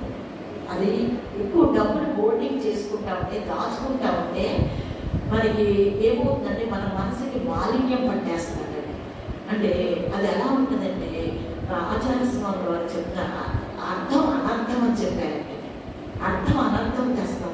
ఎందుకంటే మనకి ఇప్పుడు బాగా సంపద ఉందనుకోండి, ఇప్పుడు పక్కలాంటి వచ్చేస్తాయండి. వాడికి ఎంత పెట్టారు, వీడికి ఎంత పెట్టారు, అది ఇంట్లో అంతా పెద్ద కోలాటం పడిపోతుంది. ఎక్కువ ధనం ఉంటే కొట్లాట ఎక్కువవుతాయి, అశాంతి ఎక్కువైపోతుంది. ఆ సంపాదించడం ఎంత కష్టమో వినియోగించడం కూడా అంత కష్టం అంటే. అది మంచిగా ఉపయోగిస్తే, మంచి పనులకు ఉపయోగిస్తే పుణ్యం తెస్తుందండి. చెడ్డ పనులకు ఉపయోగిస్తే మనకి తెలియకుండా పాపం తెచ్చేస్తుంది. కాబట్టి డబ్బు విషయంలో ఆ జాగ్రత్తగా ఎలర్ట్గా వచ్చిన దాన్ని సద్వినియోగం చేసుకొని మన జ్ఞానం పొందడానికి దాన్ని ఉపయోగించుకోవాలి. అంటే ఉపయోగించుకోవడంలో ఉంటుంది. డబ్బేం చెడ్డది కాదు, కానీ నీకు ఏమన్నా వాడు మాటించి ఉన్నా, చదువున్నా, ఏదున్నా కానీ నువ్వు ఎలా ఉపయోగించుకుంటావు, నీ మంచిగా నీ చెడ్డగా, అది నీ చేతిలో ఉంది. అంటే నాన్నగారు అంటున్నారు అనమాట, ఈ మఠాలు స్థాపించి ఈ మఠాల ద్వారా మీరు జ్ఞానాన్ని, ధర్మాన్ని ప్రచారం చేయండి, ప్రజల్లో నైతిక విలువలు పెంపొందించండి. అంటే ధర్మంగా జీవించడం, ఆచారం. మనకి పూర్వం నుంచి మడులు ఆచారాలను పెట్టారు కదా. నాన్నగారు అంటున్నారు, ఆచారాలు మన దేహాన్ని శుభ్రం చేయడానికి, మనం ఆరోగ్యంగా ఉండటానికి ఆచారాలు. ఇప్పుడు ఏ రోజు ఉపవాసం చేయండి, ఆ రోజు అలా ఉండడం, ఏదో ఆచారాలు పెట్టారు కదా. ఈ ఆచారాలు ఎందుకు పెట్టారంటే మీకు బాహ్యంగా శుభ్రత కోసం, ఆరోగ్యం కోసమే కాకుండా మీకు ఇంద్రియ నిగ్రహం, మనో నిగ్రహం వచ్చేస్తుంది. మరి ఇవాళ అన్నం తినలేదనుకోండి, తినాలని అనుకున్నాం, తినలేదు అంటే మన ఇంద్రియాలను మన మనసుని కంట్రోల్ చేసుకున్నట్టే కదా. అంటే మనకి ఆటోమేటిక్గా ఈ ఆచారాల వల్ల మనకి ఇంద్రియ నిగ్రహం, మనో నిగ్రహం వచ్చేస్తుంది.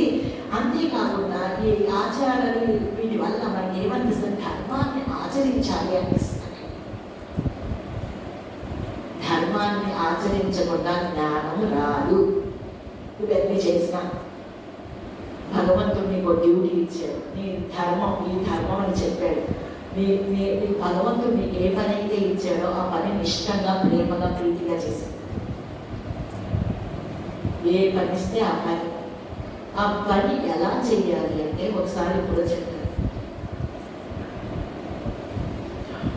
ఎలా చెప్పారంటే నాన్నగారు, ఇప్పుడు భీమవరం వెళ్ళి పార్వతి గారి ఇంట్లో ఉన్నాడో లేదో చూసి రమ్మని ఒకరికి పంపించారు. నువ్వు వెళ్ళి పార్వతి గారి ఇంట్లో ఉన్నాడో లేదో చూసి రమ్మన్నారంటే వాడు వెళ్ళాడు, చూశాడు, వచ్చి పార్వతి గారి ఇంట్లో ఉన్నారని లేకపోతే లేరని చెప్తాడు. అందులో వాడికి ఏమి సంబంధం లేదు. ఇప్పుడు పార్వతి గారి ఇంట్లో ఉన్నారంటే అంటే పొంగు రాదు, పార్వతి గారి ఇంట్లో లేదంటే వాడికి పువ్వు రాదు. మనం చెప్పిన పని చేసుకొచ్చేసాడు, వాడికి ఇంట్లో సంబంధం లేదు. నువ్వు భూమి మీదకి వచ్చినప్పుడు నీకు ఏ పని ఇచ్చడం అని అలా చెప్పి అన్ని తగులుకో. మనం ఎలా తగులుకుంటామండి, అన్ని పూసేసుకుంటాం. అంటే అది ఏ పని నిమిత్తం ఏ ఇంట్లో పెట్టాడో ఆ ఇంట్లో నువ్వు డిటాచ్డ్గా పంచి. ఒక పని మనిషి మీ ఇంట్లో ఎలా పని చేస్తుందో, ఒక పని మనిషి మీ ఇంట్లో మీ పిల్లలు లాగిస్తుంది, బుజ్జిగిస్తుంది, మీకంటే ఎక్కువ ప్రేమగా చూస్తుంది. కానీ ఎంత ప్రేమగా చూసినా దాని హృదయాంతరాలలో ఈ పిల్లలు నా వాళ్ళు కాదని తెలుస్తుంది. లోపల డిటాచ్డ్గా ఉంటుంది, అంటే డిటాచ్డ్గా ఉంటుంది. మమకారం వల్ల దుఃఖం వస్తుంది, అశాంతి వస్తుంది. ఆ మమకారం వల్ల దుఃఖము, అశాంతి, పాపం జన్మలని లోపల కాలిపోతామండి మమకారం వల్ల. మనకి ద్వేషం వల్ల వచ్చే మంట తెలుస్తుంది కానీ రాగం వల్ల వచ్చే మంట తెలియట్లేదు. అది ఈ దుఃఖం రూపంలో వస్తాయి. పిల్లల రూపంలో వాడికి బాగోతే మనకే బాగోలేనట్టు, వాళ్ళకి ఏదైనా అయితే మనకే అయినట్టు, వాళ్ళ సంసారం కాగలేదన్నట్టు ఇక్కడ కాలిపోతుంటాము. వాళ్ళకన్నా మనం ఎక్కువ కాలిపోతుంది. అంతే ఏంటి అటాచ్మెంట్ కాకపోతే అటాచ్మెంట్ వల్ల దుఃఖం వస్తుంది. అటాచ్మెంట్ లేని వాడికి దుఃఖం లేదు అంటున్నారు. ఆచార్య వారు ఎక్కడ అటాచ్మెంట్ లేదు, ఎక్కడ ముట్టుకోలేదు, ఎక్కడ పట్టుకోలేదు. అలా ఉండండి అంటున్నారండి. పని మనిషి నీకు గురువు, నువ్వు ఇంట్లో మీరు పని మనిషిలాగా పడవండి. మనం ఏమనుకుంటామండి యజమానం, మన యజమానం అన్ని మనకే కావాలి. ఉండండి, న్యాచురల్గా ఉండండి, పనులు చేయండి, భగవంతుడు ఇచ్చిన పర్ఫెక్ట్గా చేయండి. అయితే ఈ మఠాన్ని స్థాపించిన తర్వాత ఏం చెప్పారు? ధర్మాన్ని ప్రచారం చేయండి, ధర్మాన్ని ప్రచారం చేయండి, జ్ఞానాన్ని ప్రచారం చేయండి. మీరు ఎప్పుడైతే ఈ నైతిక విలువలు ఇవన్నీ ప్రచారం చేస్తారో ఆ లోపల సమాజంలో వాతావరణం ప్రశాంతంగా ఉంటుంది, ప్రశాంతంగా ఉంటుంది. కొట్లాట్లు, గొడవలు ఇటువంటివన్నీ తగ్గిపోతాయి. అవి మాట పోషించుకోవడం ఇవన్నీ వస్తూ ఉంటాయి. అప్పుడు ఈ జైల్స్, పోలీసులు, సబ్ రిజిస్టర్ ఆఫీసులు, పోలీస్ స్టేషన్ అక్కర్లేదు. అసలు సమాజంలో నైతిక విలువలు పాటిస్తే, ఎవడు ధర్మాన్ని వాడు పాటిస్తే అసలు గొడవలు ఎందుకు వస్తాయి? ఈ పాటించగా గొడవలు వస్తాయి. ధర్మాన్ని ఆచరించండి, జ్ఞానం గురించి బోధించండి అని చెప్పారు. పట్టకి మాత్రం మీరు ప్రజల మీద ఆధారపడండి అని చెప్పారండి. అని నాన్నగారు అంటున్నారు. సముద్రాలు దాటకండి అని చెప్పారంటే ఆచార్య స్వాములు వారు వాళ్ళ శిష్యుడికి సముద్రం దాటికి ప్రచారం చేయొద్దంటున్నారు.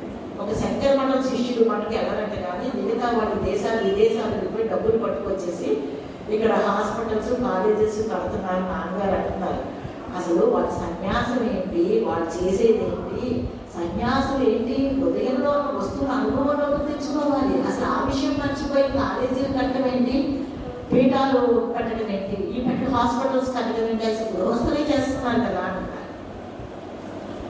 నాన్నగారు అంటున్నారు హైదరాబాద్లో ఒకసారి, అంటే జరిగేదంతా ఈశ్వర సంకల్పం ప్రకారం జరుగుతుందమ్మా.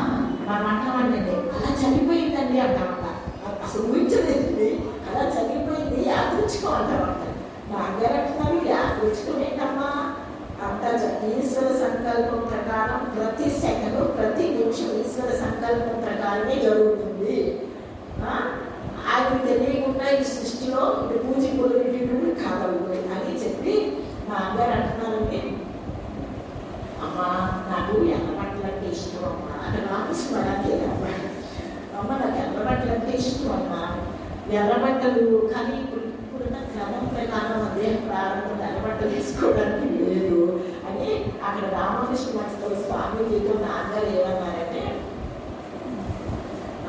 మీరు చాలా అదృష్టవంతులండి, మీరు సన్యాసం పూజ చేసుకున్నారు, మీరు చాలా అదృష్టవంతులు, ఎర్రబట్టలు వేసేసుకున్నారు అన్నారు.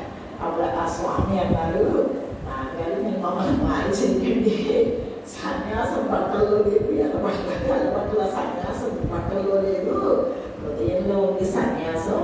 వాడు గృహస్థ అయినా ఎవడి హృదయం అయితే ఖాళీగా ఉందో వాడు సన్యాసి అని చెప్పారు. మమ్మల్ని చేయండి నాన్నగారు, మీరు సన్యాసి కానీ మేము సన్యాసం కాదు, ఏదో బాల్యంగా మేము ఏదో ఆ సాంప్రదాయం వల్ల మేము ఏం పంట వేసుకున్నాము, అంతేగాని మేము సన్యాసులు కాదు. ఎవరి హృదయం అయితే ఖాళీగా ఉందో వాడు సన్యాసి అని చెప్పారు. మళ్ళీ నాన్నగారు అంటున్నారు, మళ్ళీ ఏదో షార్ట్ కట్స్ ఉన్నాయి అనుకుంటున్నారేమో అమ్మ మోక్షం పొందడానికి. ఇప్పుడు ఏదో మనకి బయట అవ్వమని చెప్తారు, మీకు నల్ల జ్ఞానం వచ్చేది రంగేది ఏదో ట్రైనింగ్ క్లాసులు అంటున్నారు కదా. ఏమి షార్ట్ కట్స్ ఏం లేవమ్మా ఆత్మజ్ఞానం పొందడానికి. మనం అదే కృష్ణుడు చెప్పాడు కదా, కృష్ణుడు ఏం చెప్పాడు రాజు అయితే నాన్నగారు అంటున్నారు, ఆ మాటని మోసపోకండి, జీవితం అంతా భగవంతుని స్మరిస్తేనే ఆ ప్రాణ ప్రయాణ టైంలో వస్తుంది ఆ ఈశ్వర స్మరణ.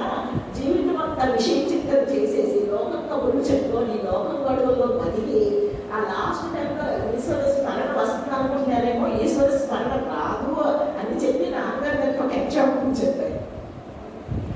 నాన్నగారు రాజమండ్రి అమ్మ అస్థికలు కలపడానికి, అమ్మ అస్థికలు కలపడానికి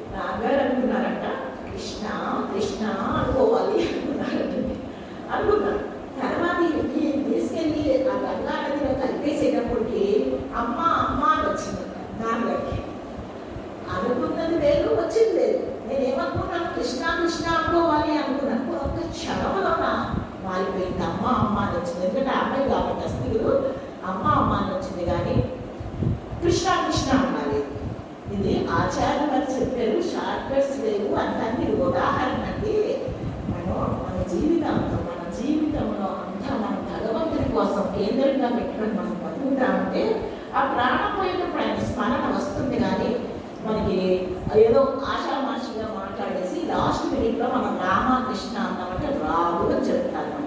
చేసుకోండి ఇదంతా. ఎందుకంటే యోగము మీకు మామూలుగా ఫస్ట్ జపం చేయడం, ధ్యానం చేయడం, ఇది సాధన చేసుకోవడం కష్టం అనిపిస్తుంది, కానీ తర్వాత మీకు తీయని ఫలాన్ని ఇస్తుంది.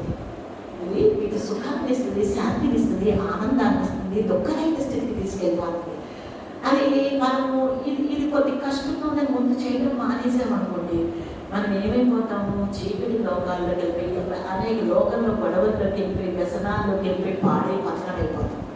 అంటే చివరికి నరకంలోకి వెళ్ళిపోతాం. అంటే ఇదేమో మనకి యోగమేమో అమృత ఫలాన్ని ఇస్తుంది, అటువైపు కనుక లోకంలోకి వెళ్ళామంటే పతనం అయిపోతాం. విషయ చింతన చేయదు. విషయ చింతన వల్ల మనకి అహంభావన పెరిగిపోతూ ఉంటుంది, దేహబుద్ధి పెరిగిపోతూ ఉంటుంది. మనం దేహం కాకపోయినా దేహం అనే బుద్ధి పెరిగిపోతాం. అసలు వచ్చి మహాత్ములంలో చెప్పిందేంటి, నువ్వు దేహం కాదు, మనసు కాదు, బుద్ధి కాదు, ఇంద్రియాలు కాదు, అహంకారం కాదు, నువ్వు ఆత్మయ్య ఉన్నావు, చైతన్యమై ఉన్నావు. ఇప్పుడు మనకి ఇవన్నీ చేసుకోవటం వల్ల ఈ పూజలు చేయండి, జపాలు చేయండి, ధ్యానాలు చేయండి, యజ్ఞాలు చేయండి, యాగాలు చేయండి, స్నానాలు చేయండి, దాపాలు ఏమన్నా చేయండి, ఏమి చేసినా మీ దేహ బుద్ధి వచ్చి మీరు విడుదల అవ్వాలి, ఆత్మబుద్ధి కలగాలి, దేహం నేననే బుద్ధిలోంచి విడుదల పొందాలి. మనం దుంప, పాపపు దుంప, స్వార్థపు దుంపంతా ఈ నేనులోనే ఉంది. దేహము నేననే తలంపులో ఉంది. మనం దేహం కాదు, మన ఆత్మస్వరూపులు. మనం తెలిసిన ఆత్మే, తెలియపోయిన ఆత్మే.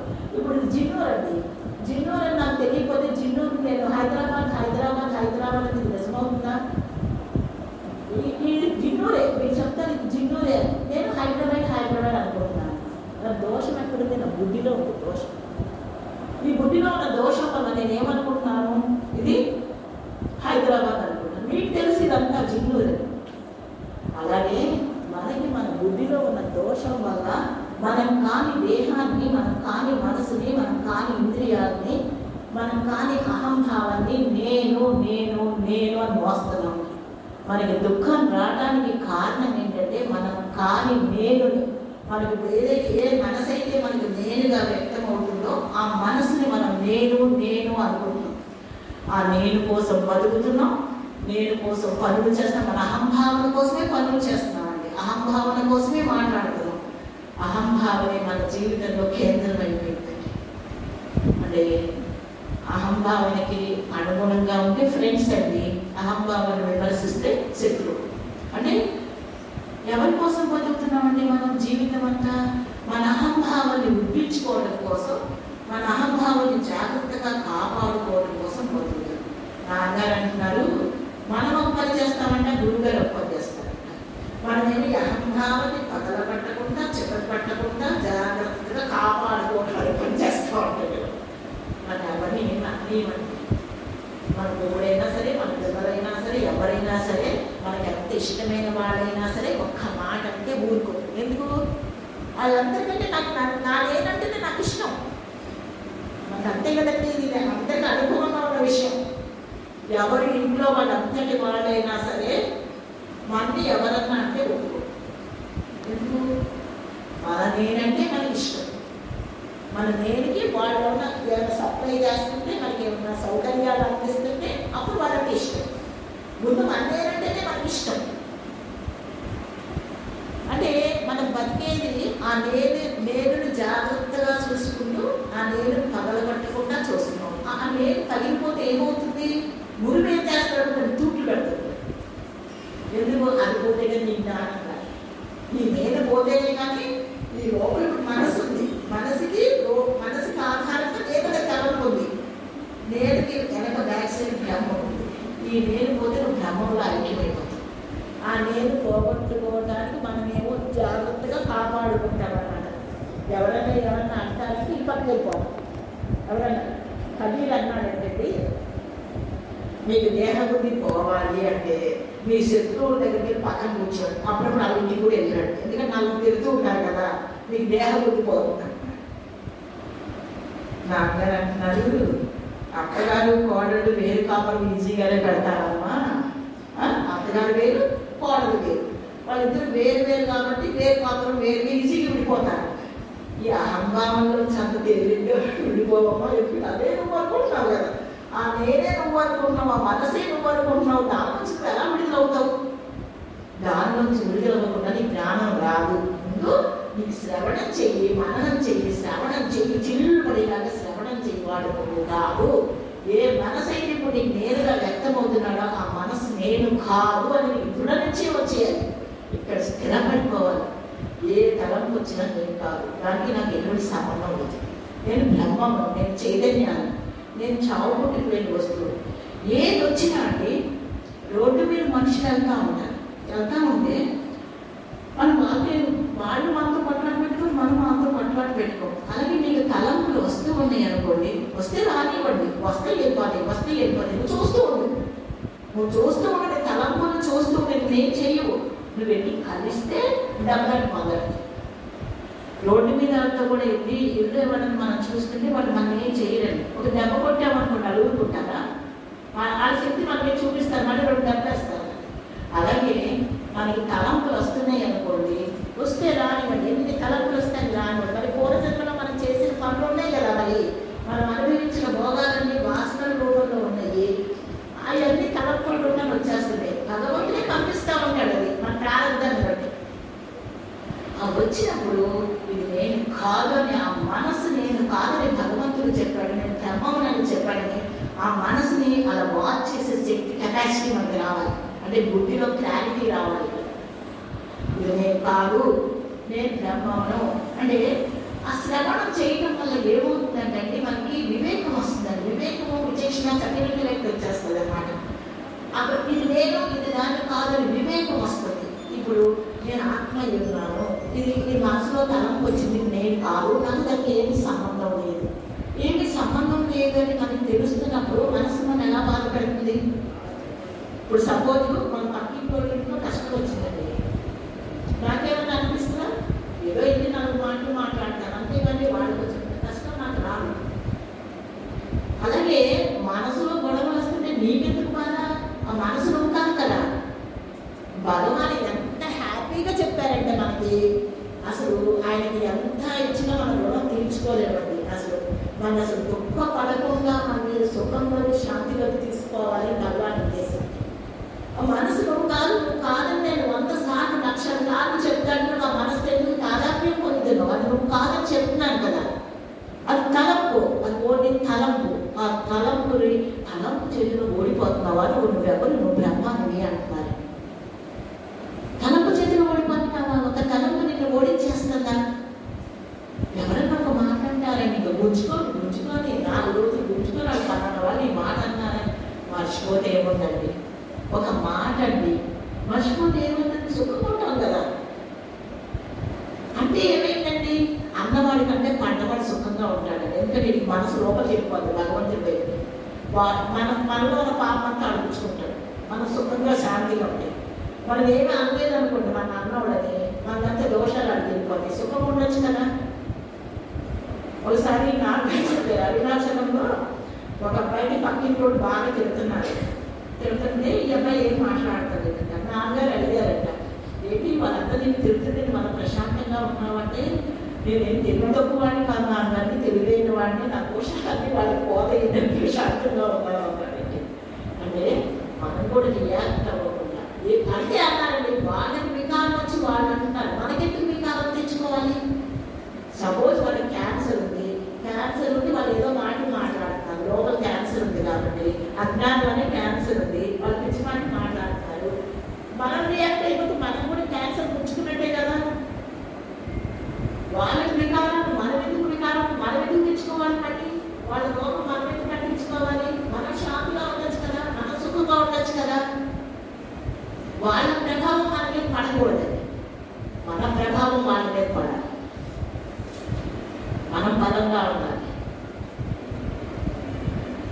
నాన్నగారు అదే ఆచార్యులు వారు అన్నారంట, పీఠాలు స్థాపించి శిష్యులకి చెప్పారంటే, ఏం చెప్పారంట, మీరు మిమ్మల్ని లోకంలో అనేక మంది చూస్తూ ఉంటారు, మీ బిహేవియర్ ప్యాటర్న్ ఎలా ఉంది అంటే, ఒక తెల్ల గుడ్డు అనుకోండి, తెల్ల గుడ్డు మీద ఒక మచ్చ కనిపించింది అనుకోండి, నల్లటి మచ్చ ఇలా చూస్తారు కదా, ఒకటే ఉంది కాబట్టి, చేతి పట్టించుకుంటాడు. అలాగే మీరు ఆచార్య టీచర్స్ స్థానంలో ఉన్నారు కాబట్టి మీ బిహేవియర్ ప్యాటర్న్ జాగ్రత్తగా ఉండండి. ఎందుకంటే మిమ్మల్ని అనేక వేల మంది కళ్ళు చూస్తూ ఉంటుంది. మీరు ఏమన్నా దోషం ఉంటే ఏమన్నా చూస్తానికి మీ బిహేవియర్ ప్యాటర్న్ చూస్తూ ఉంటారు. మీరు జాగ్రత్తగా ఉండండి మీ బిహేవియర్ ప్యాటర్న్లో అని చెప్పి జీవిత విధానంలో మీరు జాగ్రత్తగా ఉండండి అని చెప్పారన్నమాట టీచర్స్కి అందరికీ. అంటే మనం కూడా ఇప్పుడు నాన్నగారి భక్తులను నాన్నగారిని పెట్టుకున్నప్పుడు మన జీవిత విధానంలో మన మైండ్ ఎలా ఉండాలి, మన బిహేవియర్ ప్యాటర్న్ మన నాన్నగారికి గౌరవం తెచ్చేలా ఉండాలి, అగౌరవం తెచ్చేలా ఉండకూడదు. మీరు నాన్నగారి భక్తులంటే అక్కడ ఉండాలి. అంటే మన బిహేవియర్ ప్యాటర్న్ చూసి మనం అంతలా గౌరవించాలి. మన గురువు గారికి చేయవలసింది అదే. మన బిహేవియర్ ప్యాటర్న్లో మన బిహేవియర్ ప్యాటర్న్ అంతలా హై స్టేటస్లో ఉండాలన్నమాట.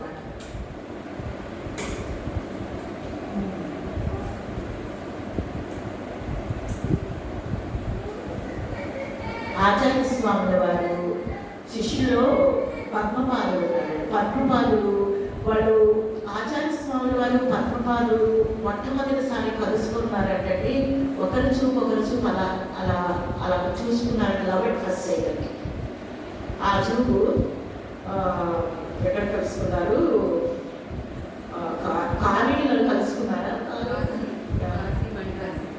మణికర్ణిక ఘాట్లో కలుసుకున్నారు. వాడి కేదార్నాథ్లో అక్కడ విడిపోయారంటే వెన్నంటే ఉన్నారంటే.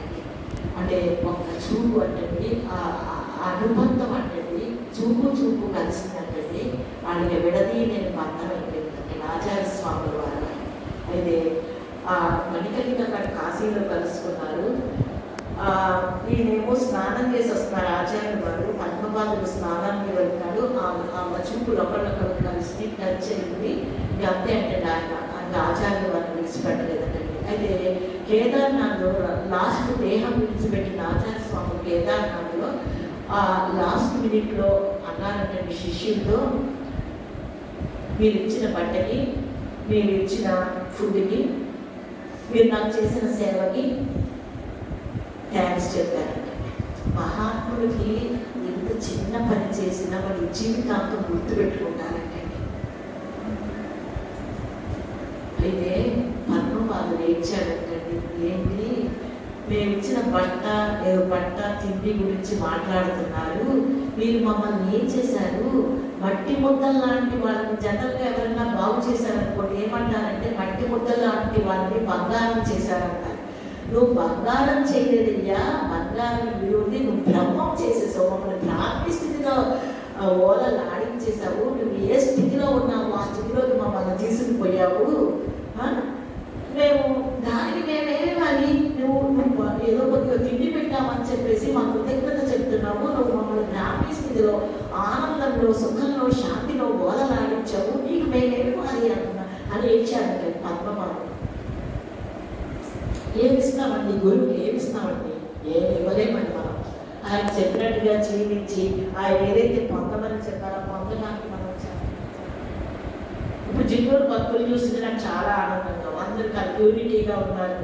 చక్కగా అందరూ ఒక మాట మీద ఉండి అసలు పద్ధతిగా క్రమంగా అసలు అంత చక్కగా ఎంత నిర్వహిస్తా అంటే ఎంత అందంగా ఉందో, ఆ యూనిటీలో ఎంత అందం ఉందో అనిపిస్తుంది.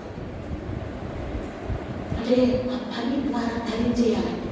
ఇక్కడ వచ్చాము చేశాము అంటే అది మరి ఏమైపోవాలని మోక్షం పొందడానికి దారి చూపించాలి. అక్కడ ఆ పని ఎలా ఉండాలంటే కర్తలేని కర్మ అయిపోవాలి. అక్కడ చిన్ని కనపడకూడదు, చిన్న కనపడకూడదు, బ్రహ్మమే చేస్తా ఉంది. అక్కడ ఉన్నది ఎవరు? ఆ లోపల హృదయంలో వస్తువు శక్తి ఎవరిది? బ్రహ్మం. ఆ బ్రహ్మమే చేస్తా ఉంది. మనం ఎవరమండి చేయడానికి?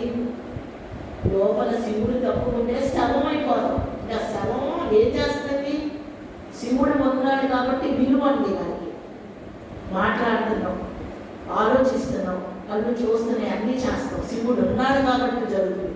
శివుడు తప్పుకుంటే శవం అన్నీ ఉంటాయండి. ఇక్కడ అన్నీ ఉంటాయి కానీ ఏం చేయాలి? మరి శక్తి ఎవరిదండి? శివుడిదని ఎందుకు గుర్తించట్లేదు మనం? నేను చేస్తున్నానని వాడు ఎవడు?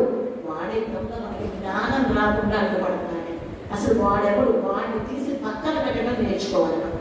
వాడి దొంగ, నేను చేస్తున్నాను, నేను అలా చేశాను, నేను ఆ దానం చేశాను, ఈ దానం చేశాను అనేవాడు ఎవడు? అసలు నీదంటే ఈ సృష్టిలో ఏమన్నా ఉందా? ఒకవేళ నువ్వు ఏమన్నా పని చేసావనుకో, ఆ పనికి ఫలితాన్ని ఇచ్చేవాడు ఎవడు? ఈశ్వరుడు. ఈశ్వరుడు దైవం నీకు ఫలితం వస్తావు. ఈశ్వరుడు దైవంలో వచ్చిన దాన్ని నువ్వేమనుకున్నావు? నేను సంపాదించాను, నేను పని చేయడం వల్ల నాకు వచ్చిన అహంకారం పెంచుకుంటున్నావు. అది నువ్వు అనుకోవడం వల్ల కాలేదు, ఈశ్వరుడు దయ వల్ల ఆయన అనుగ్రహించడం వల్ల వచ్చింది.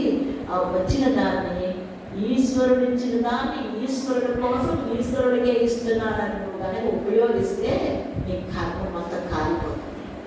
నాదనివ్వదు, నీదంటూ ఏమీ లేదు, అది ఈశ్వరుడే, ఈశ్వరుడికి సమర్పిస్తున్నాను అనుకుంటే ఆ కర్మ మొత్తం కాలిపోయి బూడిదైపోతుంది.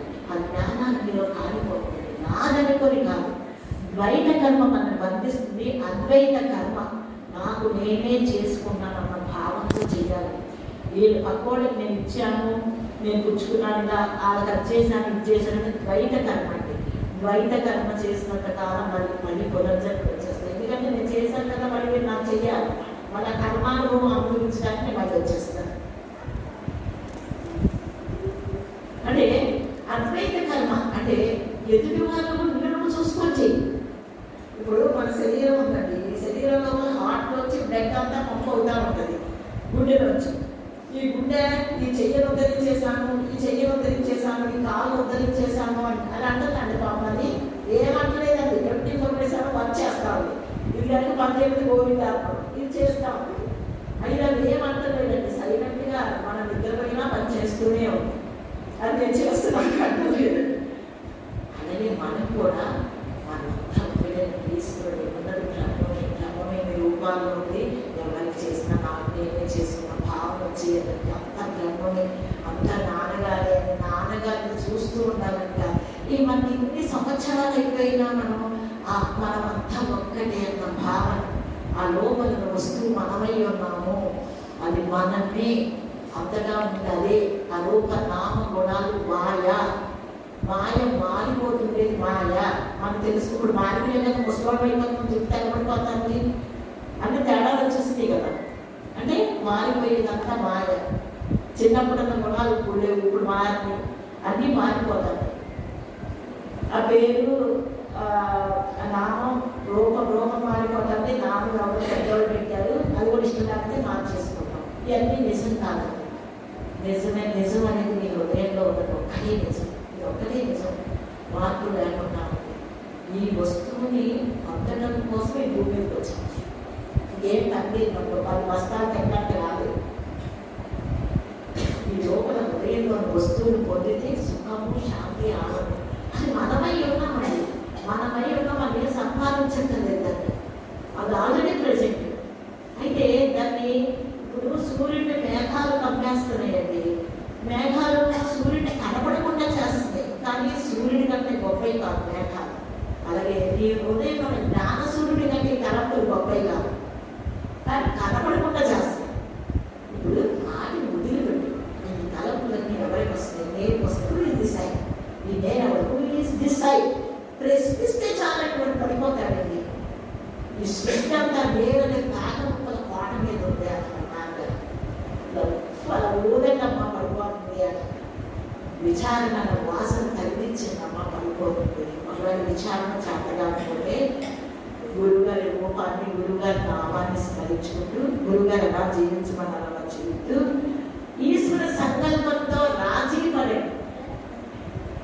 ప్రతి క్షణము ఈశ్వరుడి సంకల్పం ప్రకారమే జరుగుతూ ఉంది మన జీవితంలో. ప్రతి ఒక్కరి జీవితంలో కూడా ఈశ్వరుడు ఎలా నిర్ణయిస్తే, మన పొద్దున్న వేసిన దగ్గర నుంచి రాత్రి పడుకునే వరకే మొత్తం అండి, పుట్టిన దగ్గర నుంచి చచ్చిపోయేవారు మొత్తం మన డెస్టినీ ప్రకారం అంతా లోపల మన హృదయంలో ఉండి మన గురువు, మన ఈశ్వరుడు మన ప్రారంభాన్ని బట్టి నడిపిస్తాం. మనం ఏం చేయట్లేదు, మనకి సొంత తెలివి లేదు, మనకి సొంత ఇది లేదు, ఏమీ లేదు. ఆయనే నడిపిస్తున్నాడు. ఆయన మొత్తం నడిపిస్తూ ఉంటే ఉన్నవాడు ఆయన, నడిపించేవాడు ఆయన, ప్రారంభాన్ని బట్టి జరుగుతూ ఉంటే మనం ఏమంటున్నాం? నేను చేస్తాను. అసలు ఉన్నాం ఆ జీవితానికి నువ్వు ఉన్నావా చేయడానికి? నువ్వంటూ లేవు కదా. ఉన్నది ఈశ్వరుడే. ఆయనే లోపల నుండి నీ బుద్ధికి వెలుగునిస్తున్నాడు, ఆలోచించే శక్తి ఇస్తున్నాడు, నీ కళ్ళకు చూసే శక్తి ఇస్తున్నాడు, నీ చెవులకు వినే శక్తి ఇస్తున్నాడు. మొత్తం ఆయన కల్పించి నీ దేహాన్ని ప్రారంభం ప్రకారం కలుపుతున్నాడు.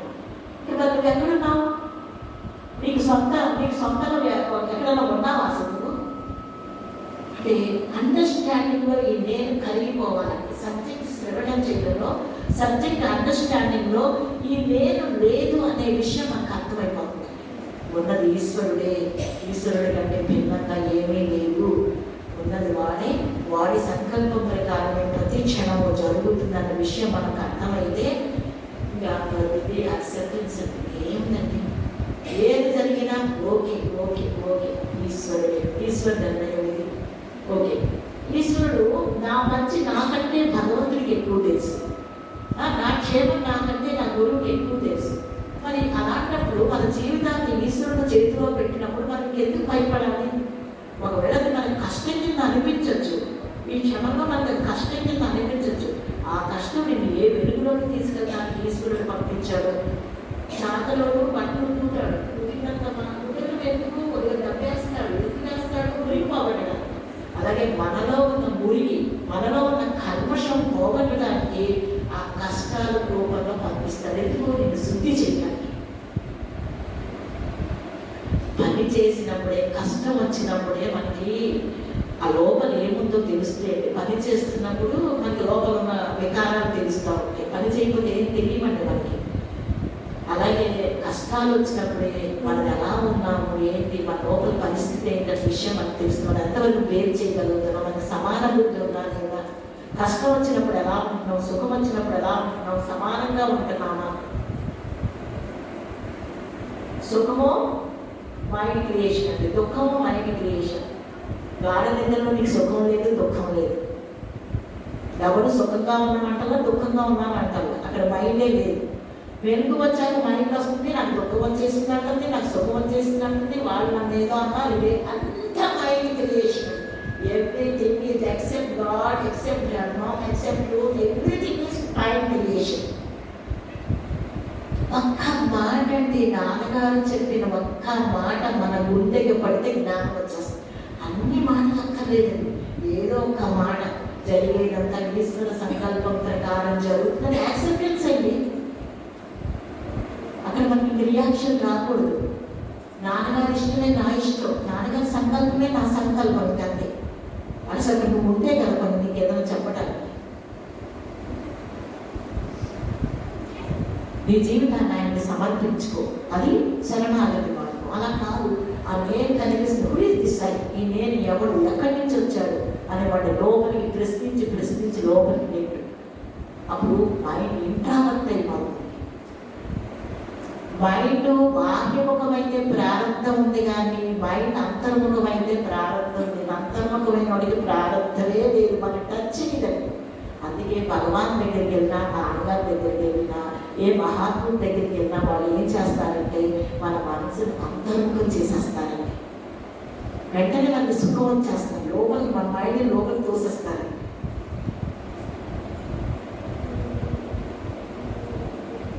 నాన్నగారు కూడా మీటింగ్ మొదలు పెట్టేటప్పుడు ఒకసారి అలా చూసారా అలా అందరూ చూసేవారు. ఎందుకంటే మన భాషను క్లియర్ చేస్తే కదా ఆయన చెప్పి సబ్జెక్ట్ ఓపెన్ కదా. సబ్జెక్ట్ని విడిచిపెట్టకూడదండి. సబ్జెక్ట్ గురువు వేరు, సబ్జెక్ట్ వేరు కాదు. గురువు వేరు, గురువు చెప్పిన మాట వేరు కాదు. శ్రవణం చేయండి. శ్రవణం చేస్తే మనకి మన ఇంద్రియాలు శుద్ధి అవుతాయి, మన మనసు శుద్ధి అవుతుంది, మన ప్రవర్తన ఎలా ఉండాలి, మనం ఎలా మాట్లాడాలి అని తెలివితేటలు పెరుగుతాయి. అంటే సూక్ష్మబుద్ధి పెరుగుతుంది, వివేకం పెరుగుతుంది. ఇది మంచా, ఇది చెడా, ఇది చెయ్యదగిందా, చెయ్యకూడదని ఆ శ్రవణం చేయడం వల్ల మనకి వివేకం వచ్చేస్తున్నారు, తెలివితేటలు పెరిగిపోతాయి, సూక్ష్మబుద్ధి పెరిగిపోతుంది. ఏదైనా అంచనా వేసేయాలి, వ్యక్తికి ఈ మాట మాట్లాడాలి మనకి తెలిసిపోతూ ఉంటుందండి. అంటే శ్రవణం చేయడం వల్ల అంత లాభం వచ్చేస్తుంది మనకి. శ్రవణం మననం. అందుకే ఆచార్యులు వారు శ్రవణం మనం 90% తీసుకెళ్ళిపోతారు. కష్టపెట్టకుండా వినటంలోనే తీసుకెళ్ళి అంటే విని విని విని విని విని చెవులు చిల్లులు పడేలాగా జీవితం చచ్చిపోవాలి, న్యాచురల్ డెత్ వచ్చేయాలండి.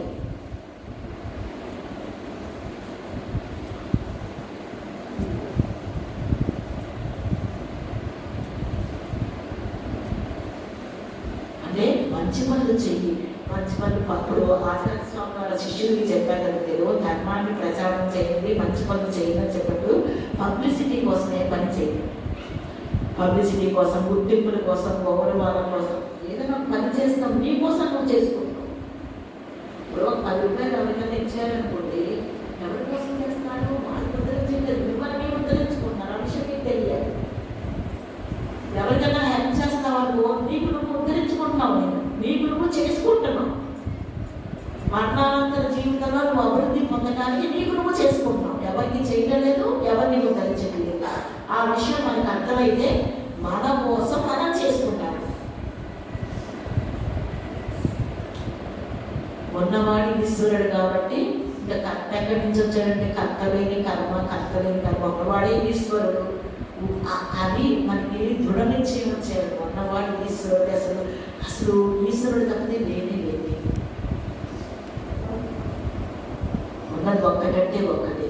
ఆ రెండోది కనిపించింది అనుకోండి, దాన్ని పట్టించుకోకపోతే అదేమో దాన్ని పట్టించుకుంటే నేను దండలేసి దానికి వినిపిస్తే దండలు వేసేసి బంగారం గొలుసులు వేస్తాడు. ఇంకా వెళ్ళిపోతుందంటే ఇంకో ఫుర్సత్లో ఇవ్వకూడదండి. మనం అహంకారానికి మన మాట ద్వారా, మన పని ద్వారా, మన ఆలోచన ద్వారా ఫుర్సత్లో ఇవ్వకూడదు.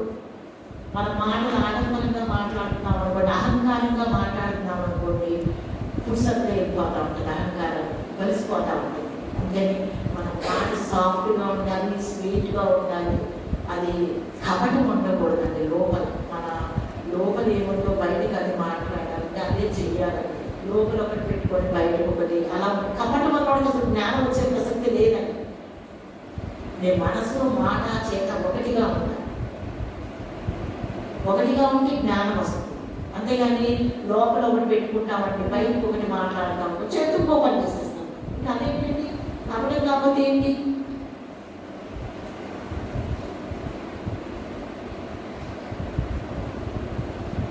ఆచార్యులు వారు చెప్పారు, కర్మని యోగంగా చేయండి. ఆచార్యులు వారి జీవితం అంతా కర్తలేని కర్మ చేశారు.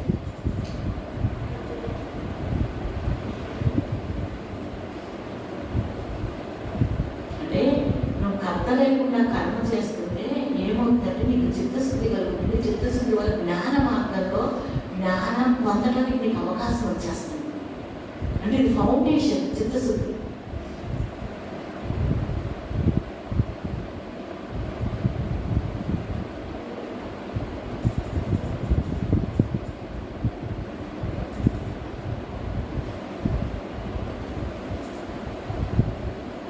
అదే ఆచార్యులు వారు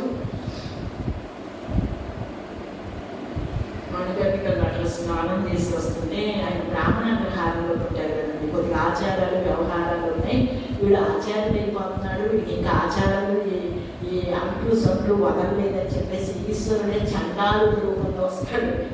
ఈశ్వరుడు చండాలుడి రూపంలో వచ్చి ఎదురుగా వస్తుంటాడు. ఈయన స్నానం చేసి వస్తుంటారు ఆచార్య స్వామి వారు. ఆయనేమో ఎదురుగా వస్తూ ఉంటాడు, చండాలుడి రూపంలో ఈశ్వరుడు వస్తున్నాడు అన్నమాట. ఎవరు తప్పుకో అంటారు. ఆయన ఈశ్వరుడు కదండి, తప్పుకో ఇది కొద్దిగా ఆచారాలు ఉన్నాయి. బ్రాహ్మణులు మీ లోపల ధర్మం ఒకటి, నా లోపల ధర్మం ఒకటి. ఇప్పుడు ఏ తప్పుకోవాలి, ధర్మం తప్పుకోవాలా, దేహం తప్పుకోవాలి, ఏ తప్పుకోవాలో చెప్పాలి. అప్పుడు ఆచార్య స్వామి వారు వచ్చిన వాడు మామూలు ఈశ్వరుడు గుర్తించి పంచకం చదివి, అంటే నేను ఇది నా లోపలికి అద్వైతం గురించి బోధ చేస్తున్నాక కొద్దిగా నాలో ఇది కొద్దిగా కరెక్ట్గా లేదని చెప్పి నన్ను సవరించడానికి ఈశ్వరుడు వచ్చాడని గుర్తించాను.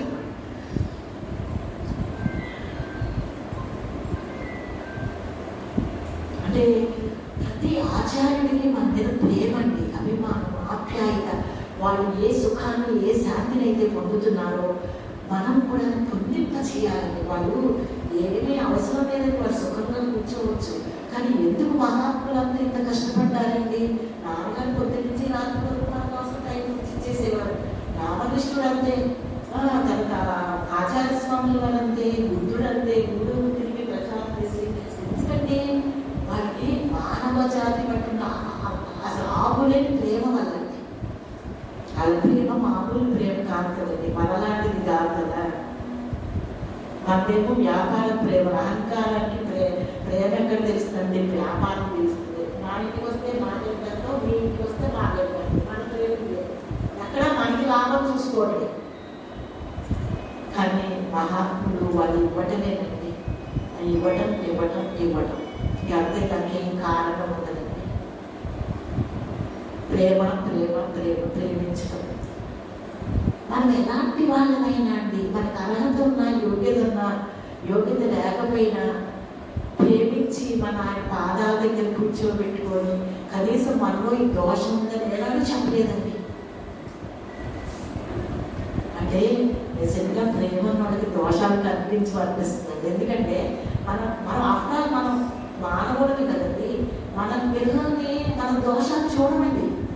మన పిల్లల్ని మన న్యాచురల్ మనకు తెలుస్తుంది కదండి. నా పిల్లలు నాకు ఏ దోషం కనిపించదు, బయట కూడా కనిపిస్తుంది. అంటే ప్రేమ ఉన్న చోట దోషం కనపడదు అన్నమాట, ప్రేమ లేని చోట దోషాలు కనిపిస్తాయి. అలాగే నాన్నగారి కొన్న ప్రేమలో, ఆ మహాత్ములు కొన్నంత ప్రేమలో మనకు ఏ దోషాలు కనిపించదు. అంటే మన వాళ్ళ స్థాయిని తీసుకెళ్ళడానికి అవి ఎంత కష్టపడతారో చూడండి. జీవితంలో పనే లేదండి.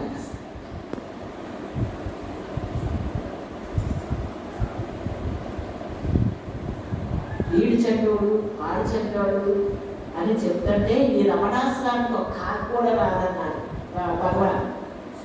ఇప్పుడు మన దోషాలు ఎత్తి చూపుతున్నాను అనుకో, నాన్నగారి దగ్గర కూర్చున్నాము అనుకో, అలా ఆడించి వచ్చేసి దగ్గర కూర్చోబెట్టుకున్నారు కాబట్టి ప్రేమగా వాళ్ళు ఎత్తి కూర్చునేవాళ్ళు రోజు. అదే అన్నారండి భగవాన్, వాళ్ళలో ఈ దోషం ఉంది, ఈ దోషం ఉంది అని నేను చెప్తున్నాను అనుకో, ఈ రమణాశ్రమంలో కాకి కూడా రాదు. దోషాలు లేకుండా ఉంటాడు. దోషాలు ఉంటాయి కాబట్టి భూమి మీదకి వచ్చాం. ఇప్పుడు ఎందుకు వచ్చాము? కనుక్కోవడానికి వచ్చాం. వచ్చిన పని చేయమంటున్నారు. ఈ భూమి మీదకి ఎందుకు వచ్చామో ఆ భగవంతుని పొందడానికి నీకు ఒక అవకాశం ఇచ్చాడు కాబట్టి ఈ అవకాశాన్ని ఉపయోగించుకో. ఈ శరీరాన్ని మళ్ళీ జన్మలు రాకుండా ఉండే స్థితికి ఆ స్టేట్కి ఎందుకు ఉపయోగించుకోమంటున్నారు. మళ్ళీ ఇంకో జన్మ తెచ్చుకోకూడదు, ఇది లాస్ట్ జన్మ అయిపోవాలి. అలా ఉపయోగించుకోవాలి. దేహం వచ్చినట్టు దుఃఖం అండి, దేహం వచ్చినట్టు దుఃఖం రాకుండా ఎవరు అనిచేయదు. భగవంతుడు కూడా దేహం తెలిస్తే దుఃఖం వస్తుంది.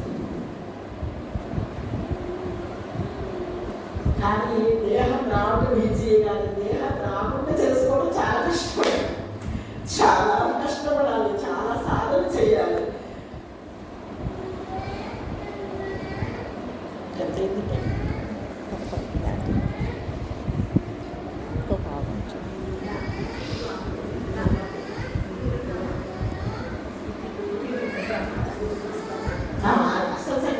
ఆచార్య స్వాములు వారు ఆచార్య స్వాములు వారు ఏం చెప్పారంటే ఆత్మబోధలో ఏం చెప్పారంటే, మీరు మనం బాగుపడటానికి ఆయన ఏం చెప్పారంటే, మీరు గీతానామ సహస్రం మీరు భగవద్గీతని రోజు పారాయణం చేసుకొని చెప్తున్నారన్నమాట. మన మార్గదర్శకం, మన జీవిత విధానం అది ఎలా ఉండాలి అనేది.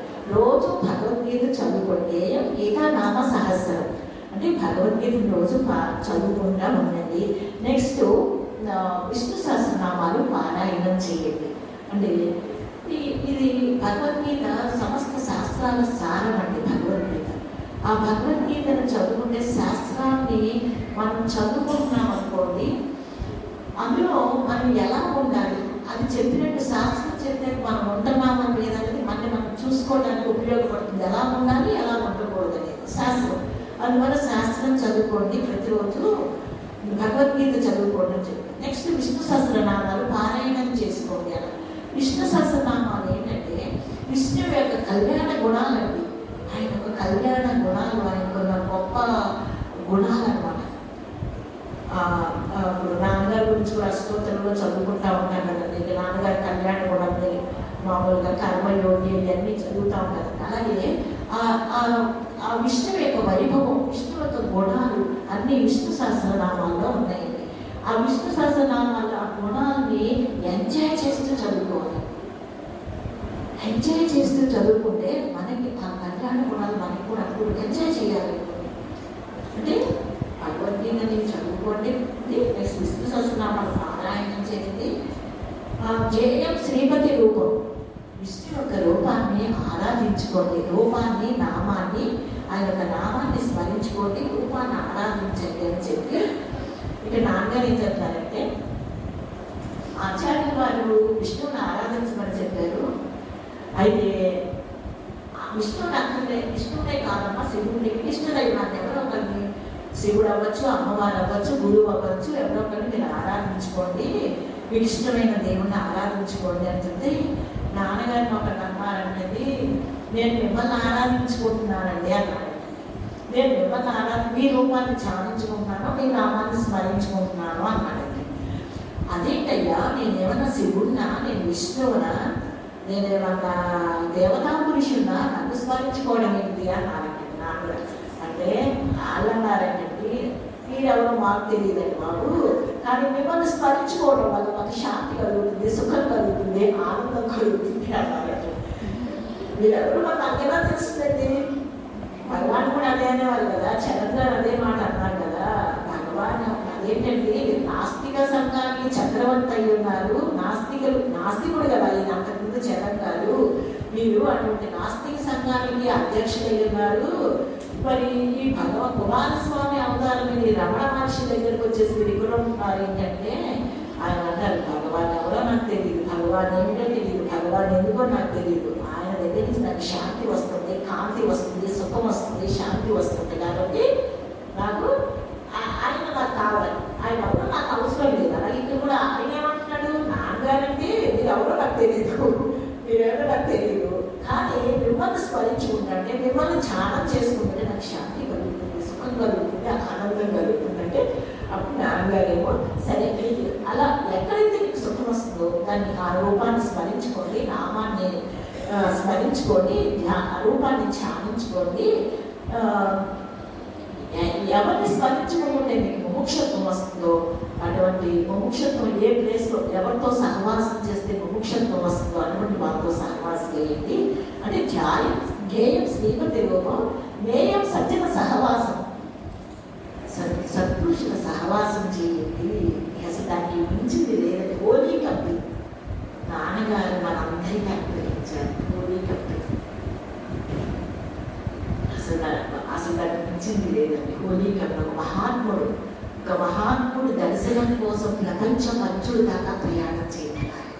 వీరు డబ్బుల కోసం వేరే దేశాలకు వెళ్ళిపోతున్నారు కదా, అటువంటి సత్పురుషుల సహవాసం కోసం ప్రపంచం అచ్చుడు దాకా ప్రయాణం చేయగలరు. ఎందుకంటే సత్పురుషులు అన్నీ చేసేస్తారండి, పనంతా చేసేస్తారండి. ఇప్పుడు మనం ఒక పంట కొట్టుకొని టైలర్ దగ్గరికి వెళ్ళి ఆమె చూసి గుర్తుంచుకోండి అంతా మనం చేసుకోవాలి. కానీ ఆ మహాత్ముడు సత్పురుషులు రెడీమేడ్ చేస్తారు, అన్ని పనులు ఆయన చేసేస్తారు.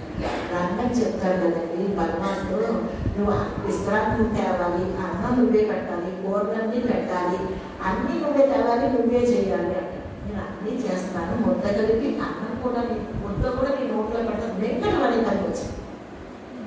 మనం ఏం చేయాలండి, వెంకట మనే పని ఎక్కడ పెడతానండి. మా నాన్నగారు కూడా చెప్పి చెప్పి చెప్పి చెప్పి చెప్పి చెప్పి సారమంతా చెప్పారండి. అవి మనం వింటాం కదండి, డైజెస్ట్ అవ్వాలండి. వినడం వల్ల కాదండి, విన్నది డైజెస్ట్ అవ్వాలి, మనకు పట్టాలి, అండర్స్టాండింగ్ అవ్వాలి. అన్నం తిన్నాం, అన్నం తినగానే బలం చేయదు, డైజెస్ట్ అయినా బలం వస్తుంది, అంతే కదా. అలాగే విన్న మాటలు, శ్రవణం చేసిన మాటలు అండర్స్టాండింగ్ అయినప్పుడు మనకి ఆ హృదయానికి కంటే బలం, శక్తి వస్తుంది. ఆ మాటలు శక్తిని ఇస్తాయి. ఎందుకంటే గురువు మాటలు సబ్జెక్టు ఇచ్చిపోయి గురువు.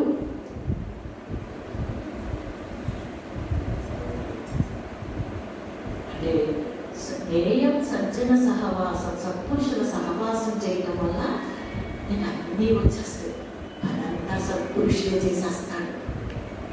ఆ సత్పురుషుల సహవాసం ఎటువంటిదంటే, ఇప్పుడు మనం జపం చేసుకుంటాం అనుకోండి, ధ్యానం చేసుకుంటాం అనుకోండి, హ్యాండ్ ఫ్యాన్ కానీ టేబుల్ ఫ్యాన్ ఎంత వస్తుంది. ఆ సత్పురుషుల సహవాసం ఎలాంటిదంటే, ఒక కొనుగోలు అలా కృషేస్తుంది అనుకోండి, పురుషులు కూర్చేస్తున్నారు వాళ్ళు రోడ్లనే తెలిసిపోతాయి. మనం కనపగలమా రోడ్డు? 2 మిత్రులు పోతే ఏం దొరుకుతుందండి? అటువంటి సత్పురుషుల సహవాసం పురుషులు అన్నమాట. ఎటువంటి వాళ్ళైనా ఎంత అనాచారులైనా ఆ ప్రవాహం కొట్టి సత్పురుషుల సహవాసం అటువంటి ఆయన సమక్షంలోనే నీకు ప్యూరిఫికేషన్ వచ్చేస్తుంది. ప్రాపంచిక వాసన నుంచి విడుదల చేసేస్తాను. అంటే బయట ఏమీ లేదు, ఉన్నదంతా నీ హృదయంలో ఉన్న సుఖము, శాంతి, ఆనందం అంతా నీ హృదయంలో ఉందని నీ మనసుని బాహ్యంగా పరిగెట్టే మనసు లోపల ఇంట్రావర్ట్ చేసేస్తాను గురువు. మొత్తం వంట అంతా గురువుదేనండి, ఏమి లేదండి మనం చేసేది అంతా వంట ఆయన చేస్తున్నారండి. మనం సహకరిస్తే సరిపోతుంది. మనం అంట పనులు చేయకూడదు. మధ్యలో పడి ఆయన కాదన్న పనులు చేయకుండా చేయకుండా ఉంటే చాలండి. పని అంతా ఈజీగా మన గురువే చేసేస్తున్నాడు అంట. నేను సత్యన సామర్థ్యం. తర్వాత ఏం చెప్పారు? దీనులకి సహాయ సహకారాలు అందించేది. దీనులంటే పొట్టకి బట్టకి కష్టపడే వాళ్ళు ఉంటారు, లేని వాళ్ళు ఉంటారు. అటువంటి వాళ్ళకి వీళ్ళు దానం చేయండి. ఒకవేళ డబ్బు ఉంటే ఆ డబ్బుని అటువంటి వాళ్ళకి దానం చేయండి. దానం చేయండి. ప్లస్ కొంతమందికి అవయవాల లోపం ఉంటుంది. చేతులు, కాళ్ళు ఉండవు. అప్పుడు బతకడానికి అవయవాలు సహకరించవు, ఉండవు. అటువంటి వాళ్ళని మీరు సహాయ సహకారాలు అందించండి. ఈ 2 టైప్లో సహాయాలు మీ విత్తాన్ని ఉపయోగించండి. మీ ప్యూరిఫికేషన్కి సహాయపడుతుంది. ఎందుకంటే మనకి డబ్బున్నా కూడా ఎవరికి చేయాలో దానం తెలియలేదనుకోని మనకి పాపం వస్తుంది. ఒక చెడ్డలవాట్లు మనం చేసామనుకో పాపం వస్తుంది. అయితే ఈ పట్టకి రోడ్డు ఉన్నవాళ్ళకి ప్లస్ అవయవాలు లోపాలు ఉన్న వాళ్ళకి దానం చేయండి. అయితే దానం కూడా నిరాడంబరంగా నిరహంకారంగా చేయండి, పబ్లిసిటీ కోసం అన్నారు. అంటే ఎలా చేస్తాం అనేది మనం జాగ్రత్తగా ఆ కర్మ చేసేటప్పుడే ఆ కర్మ మనం నిరహంకారంగా చేస్తున్నామా, నిరాడంబరంగా చేస్తున్నామా, ఆ కర్తవ్యాన్ని కర్మ చేస్తున్నాం. అలా మనం ఆ కర్మ అంటే ఇలా కర్మ చేస్తూ ఉంటే ఏమవుతుందంటే మనకి ఆ కర్తవ్యాన్ని కర్మ చేయలేమవుతుందంటే మనకి నిరాడంబరంగా నిష్కామంగా చేయడం వల్ల ప్యూరిఫికేషన్ వచ్చేస్తుంది. ఆ ప్యూరిఫికేషన్ వచ్చి మనకి జ్ఞానం వస్తుంది. ఎంతగా ప్యూరిఫికేషన్ అది ఏది చేసినా ప్యూరిఫై అయిపోతా ఉంటాయి. ప్యూరిఫికేషన్ పనికిరాని మాటలు చేతలేదు, కష్టపడి పెట్టింది. ఇంకా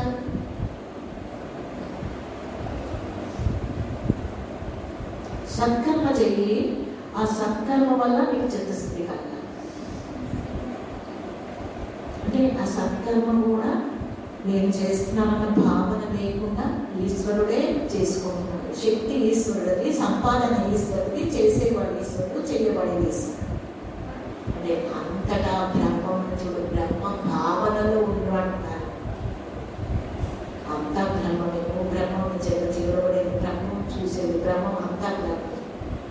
అందరూ భగవద్గీతలో ఉన్నది ఎంత చక్కగా మనకి అర్థమయ్యేటట్టు మనం వంట చేస్తున్నామనుకో, అష్టవు బ్రహ్మం, అన్నం బ్రహ్మం, అందులో అన్నం బ్రహ్మం, కొండ బ్రహ్మం, గరిట బ్రహ్మం, మంట బ్రహ్మం, అన్ని బ్రహ్మం. బ్రహ్మభావంతో చెయ్యమ్మా, బ్రహ్మ వెలుగులో ఉంచుకొని చెయ్యి, బ్రహ్మం అయిపోతామంటున్నారు. అసలు ఎన్ని ఉపాయాలని నాన్నగారు మామూలుగా చెప్పారండి.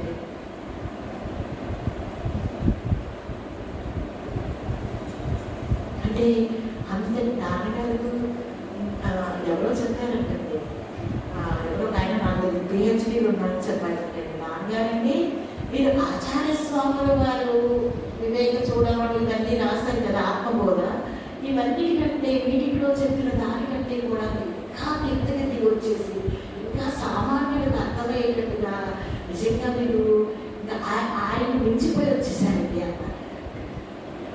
అసలు ఎవరు చెప్పగలరండి అలా? నాకు ఇంతగా దిగి వచ్చి ఒక మహాజ్ఞాని అసలు ఆ స్టేట్ నుంచి దిగొచ్చి మన సామాన్యుల స్టేట్కి దిగిపోయి అసలు అది సామాన్యం కాదండి. అంటే మన మీద ఎంత ప్రేమ ఉండటం వల్ల ఆయన అలా చెప్పారనిపిస్తుంది. అసలు ఆ ప్రేమను వాళ్ళు ఏమేయగలమండి? జ్ఞానించుకోండి, సత్పురుషుల సహవాసం చేయండి. దీనజనులకు మీకు విత్తం ఉంటే ఈ విత్తాన్ని ఈ రకంగా ఎటువంటి వారికి మీరు ఆ విత్తాన్ని ఖర్చు పెట్టండి, మీరు ప్యూరిఫికేషన్ వస్తుంది అని చెప్పారనమాట. ఆత్మబోధలో చెప్పారు. ఇంకో చోట ఏమో చెప్పారంటే ఆచార్య స్వామి వారు ఒక చోట నాన్నగారు చెప్పడం గంగా నది తీరాన్ని వెళ్తా ఉంటే పాప బ్రాహ్మడు చావడానికి సిద్ధంగా ఉన్నాడు, 90 ఏళ్ళోడు. ఆ వసానంలో వాడింటి దగ్గర వాడు కూర్చోడు ఉండి వ్యాకరణ సూత్రాలు చదువుకుంటున్నాడండి. వ్యాకరణ సూత్రాలు చదువుతుంటే నీకు వెళ్ళిపోవచ్చు కదండి. వాడు తగ్గదన్నమాట. నువ్వు చావడానికి సిద్ధంగా ఉన్నావుగా, గోవిందుడిని భజించకుండా, గోవిందుడిని ఆరాధించకుండా, గోవిందుడిని ప్రే చేయకుండా నువ్వేంటో వ్యాకరణ సూత్రాలు చదువుకుంటున్నావు. నువ్వు వల్లకాటికి వెళ్ళేటప్పుడు వ్యాకరణ సూత్రాలు నీకు వస్తాయా? వ్యాకరణ సూత్రాలు నీ జ్ఞానాన్ని తెస్తాయా? గోవిందుడిని భజించుకోరా. గోవిందుడిని భజించుకుంటే, గోవిందుడిని ఆరాధించుకుంటా ఉంటే ఆ గోవిందుడు మరణానంతరం నీ కూడా వస్తాడు. నీ కూడా వచ్చి రక్షించేవాడు ఆ గోవిందుడు ఒక్కడే. వాడిని పట్టుకొని వాడిని భజించుకోరా. ఈ పాడించి వెళ్ళి పుస్తకాలు ఏంటి, చదువులు ఏంటి, ఇవన్నీ నేను మరణానంతరం నేను రక్షిస్తాయా? రక్షించేవాడిని పట్టుకోరా. ఈశ్వరుడు పాదాలను ఆశ్రయించు, ఆయన పాదాలను శరణాగతి చెయ్యి అంటున్నాడు. ఎవరిని పట్టుకోవాలో తెలియకపోతే ఎలాగా? చావడానికి సిద్ధంగా ఉన్న వ్యాకరణ సూత్రాలు ఏంటి?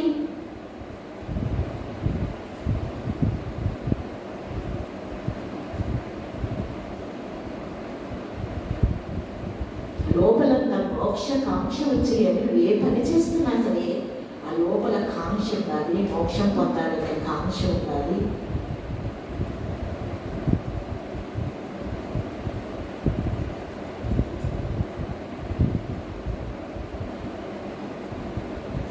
అయితే గోవిందుని భజించుకో ఎన్ని చెప్పారు, భక్తిని సంపాదించుకో. నీ భక్తిని భగవంతుని పొందడం కోసమే ఉపయోగించుకో. అందుకని నీ కోరికలు తీర్చుకోవడానికి భక్తిని ఉపయోగించుకో. నిష్కామ భక్తి, నిష్కామ కర్మ, ఈ రెండు అని చెప్పి. అయితే ఆచార్యులు వారి అన్నీ చెప్పి కూడా ఆయనకి ఏంటంటే జ్ఞాన మార్గం అంటే ఇష్టం. ఆయనకి జ్ఞాన మార్గం ఇష్టం. ఆ నేరుని దొంపని, ఆ స్వార్థపు దొంపని, ఆ పాపపు దొంపని మేము తీసేయాలంటారనమాట. ఆయనకి దాని మీద ఫోకస్ ఉంటుంది. దేహం కాదు, మనసు కాదు, బుద్ధి కాదు, అహంకారం కాదు, వీటికి అతీతంగా ఉన్న వస్తువు నీవై ఉన్నావు. అది నువ్వు. అయాం దట్ అయాం ఉన్నాను, ఆ ఉన్నదేదో నేనై ఉన్నాను. ఆయనంత జ్ఞాన మార్గం అని దగ్గర దిగలంటే ఆచార్య స్వామి గారు, భగవాన్ అండ్ ఆచార్య స్వామి గారు. అర్థమైతే పోదండి. ఉన్నది ఒకటంటే ఒకటి అక్కడ కింద దిగరాలి. రెండోది లేదు. రెండోది నీకు ఏదైనా బ్రహ్మం కంటే భిన్నంగా నీకు ఏదైనా కనిపించిందంటే అది మాయ. అయితే నువ్వు వస్తువును పొందేంత వరకు మాయని విడిచిపెట్టదు. లేనిది ఉన్నట్టు కనిపిస్తుంది, ఉన్నది లేనట్టు కనిపిస్తుంది. నువ్వు ఉన్నదాన్ని ఉన్నట్టుగా తెలుసుకునే వరకు. ఏదైతే నీకు వేరు బుద్ధిని కలగజేస్తుందో, ఇప్పుడు నా మనసు వచ్చాక నాకు వేరుతనం వస్తాను. ఆ మనసును తీసి, ఆ మనసుని దాని మూలంలోకి పంపు. అంటే ఆ మనసు ఎవరి ఆధారంతో నడుస్తుందో, ఎవరి ఆధీనంలో ఉందని తెలుస్తూ ఉండాలి. అప్పుడు నువ్వు ఎవరిని చూస్తావు? ఈశ్వరుని చూస్తావు, దాన్ని చూడవు. ఈశ్వరుడికి తెలియకుండా ఒక మనసులో ఒక తలంపు కూడా మరి తెచ్చినోడేమో వాడే కదా. అక్కడ నువ్వు ఈశ్వరుని చూడు. తలంపు వచ్చినట్టు తలంపుని ఎత్తుకొని వచ్చిన వాడిని చూడు, ఈశ్వరుని చూడు. అప్పుడు తలంపు వాల్యూస్కి వెళ్ళిపోతుంది. ఈశ్వరుడు బాగా తలంపు నిజం కాదు, ఈశ్వరుడు నిజం. మనకి దుఃఖం తెచ్చేది తలంపులే. తలంపులు పట్టించుకోకపోతే దుఃఖం లేదు. తలంపులు నిజం అనుకుంటే దుఃఖం. తలంపులు పట్టించుకోకుండా పక్కన పడేస్తే దుఃఖం లేదు. తలంపులే దుఃఖం తెస్తాయి. సుఖం అనేది ఒక తలంపు, దుఃఖం అనేది ఒక తలంపు. అన్ని తలంపులే. కోరిక ఒక తలంపు, కోపం ఒక తలంపు. అన్ని తలంపులేనండి. జీవితం అంతా తలంపులే. ఈ తలంపులే మనకు అశాంతిని, దుఃఖాన్ని తీసుకొస్తాయి. గాఢ నిద్రలో మనం ఏ స్థితిలో ఉన్నామో, తలంపులు లేని స్థితిలో మనం ఎలా ఉన్నామో ఆ స్థితిని మనం జాగ్రత్త వస్తున్నాయి. దేహంతో కలిస్తే తలంపులు వస్తున్నాయండి. దేహంతో కలవకపోతే తలంపులు. నువ్వు అక్కడ కట్ చేసే దేహంతో తాదాత్మ్యాన్ని కట్ చేయి. నువ్వు ఆత్మని కనెక్ట్ అవ్వు, ఆత్మతో కనెక్ట్ అవ్వు. మీరు ఏమన్నా నాన్నగారు ఉన్నారు, నాన్నగారితో కనెక్ట్ అవ్వండి. కనెక్ట్ అయితే ఆటోమేటిక్గా దేహంతో మనం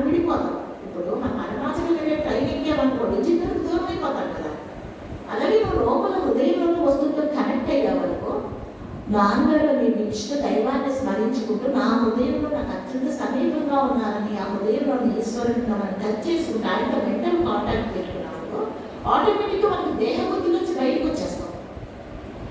దేహం లేని బుద్ధి నుంచి బయటకు వచ్చేస్తాం. దేహం ఉంటే మనకి దుఃఖం పెడుతుంది. దేహము నేననుకుంటే దుఃఖం, ఆత్మని నేననుకుంటే పుణ్యం, సుఖము, శాంతి, ఆనందం. ఒకే ఒక తలంపండి. మన దేహం అనుకుంటే దుఃఖం, ఆత్మ అనుకుంటే సుఖం. మనం ఆత్మ అయినాం, నీకు తెలిసినావి తెలియపోయినది. కానీ నువ్వు గుర్తిస్తే సుఖం, గుర్తించకపోతే దుఃఖం.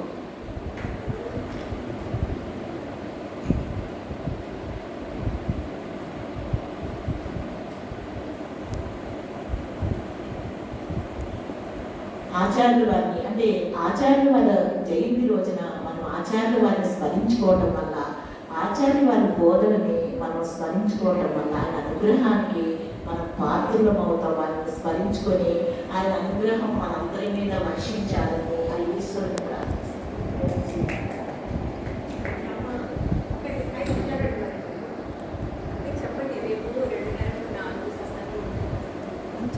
రేపు 2:30 నుంచి 4 వరకు సత్సంగం ఉందండి. వీలైన వారి దగ్గరికి. ఓం శ్రీనాథ్.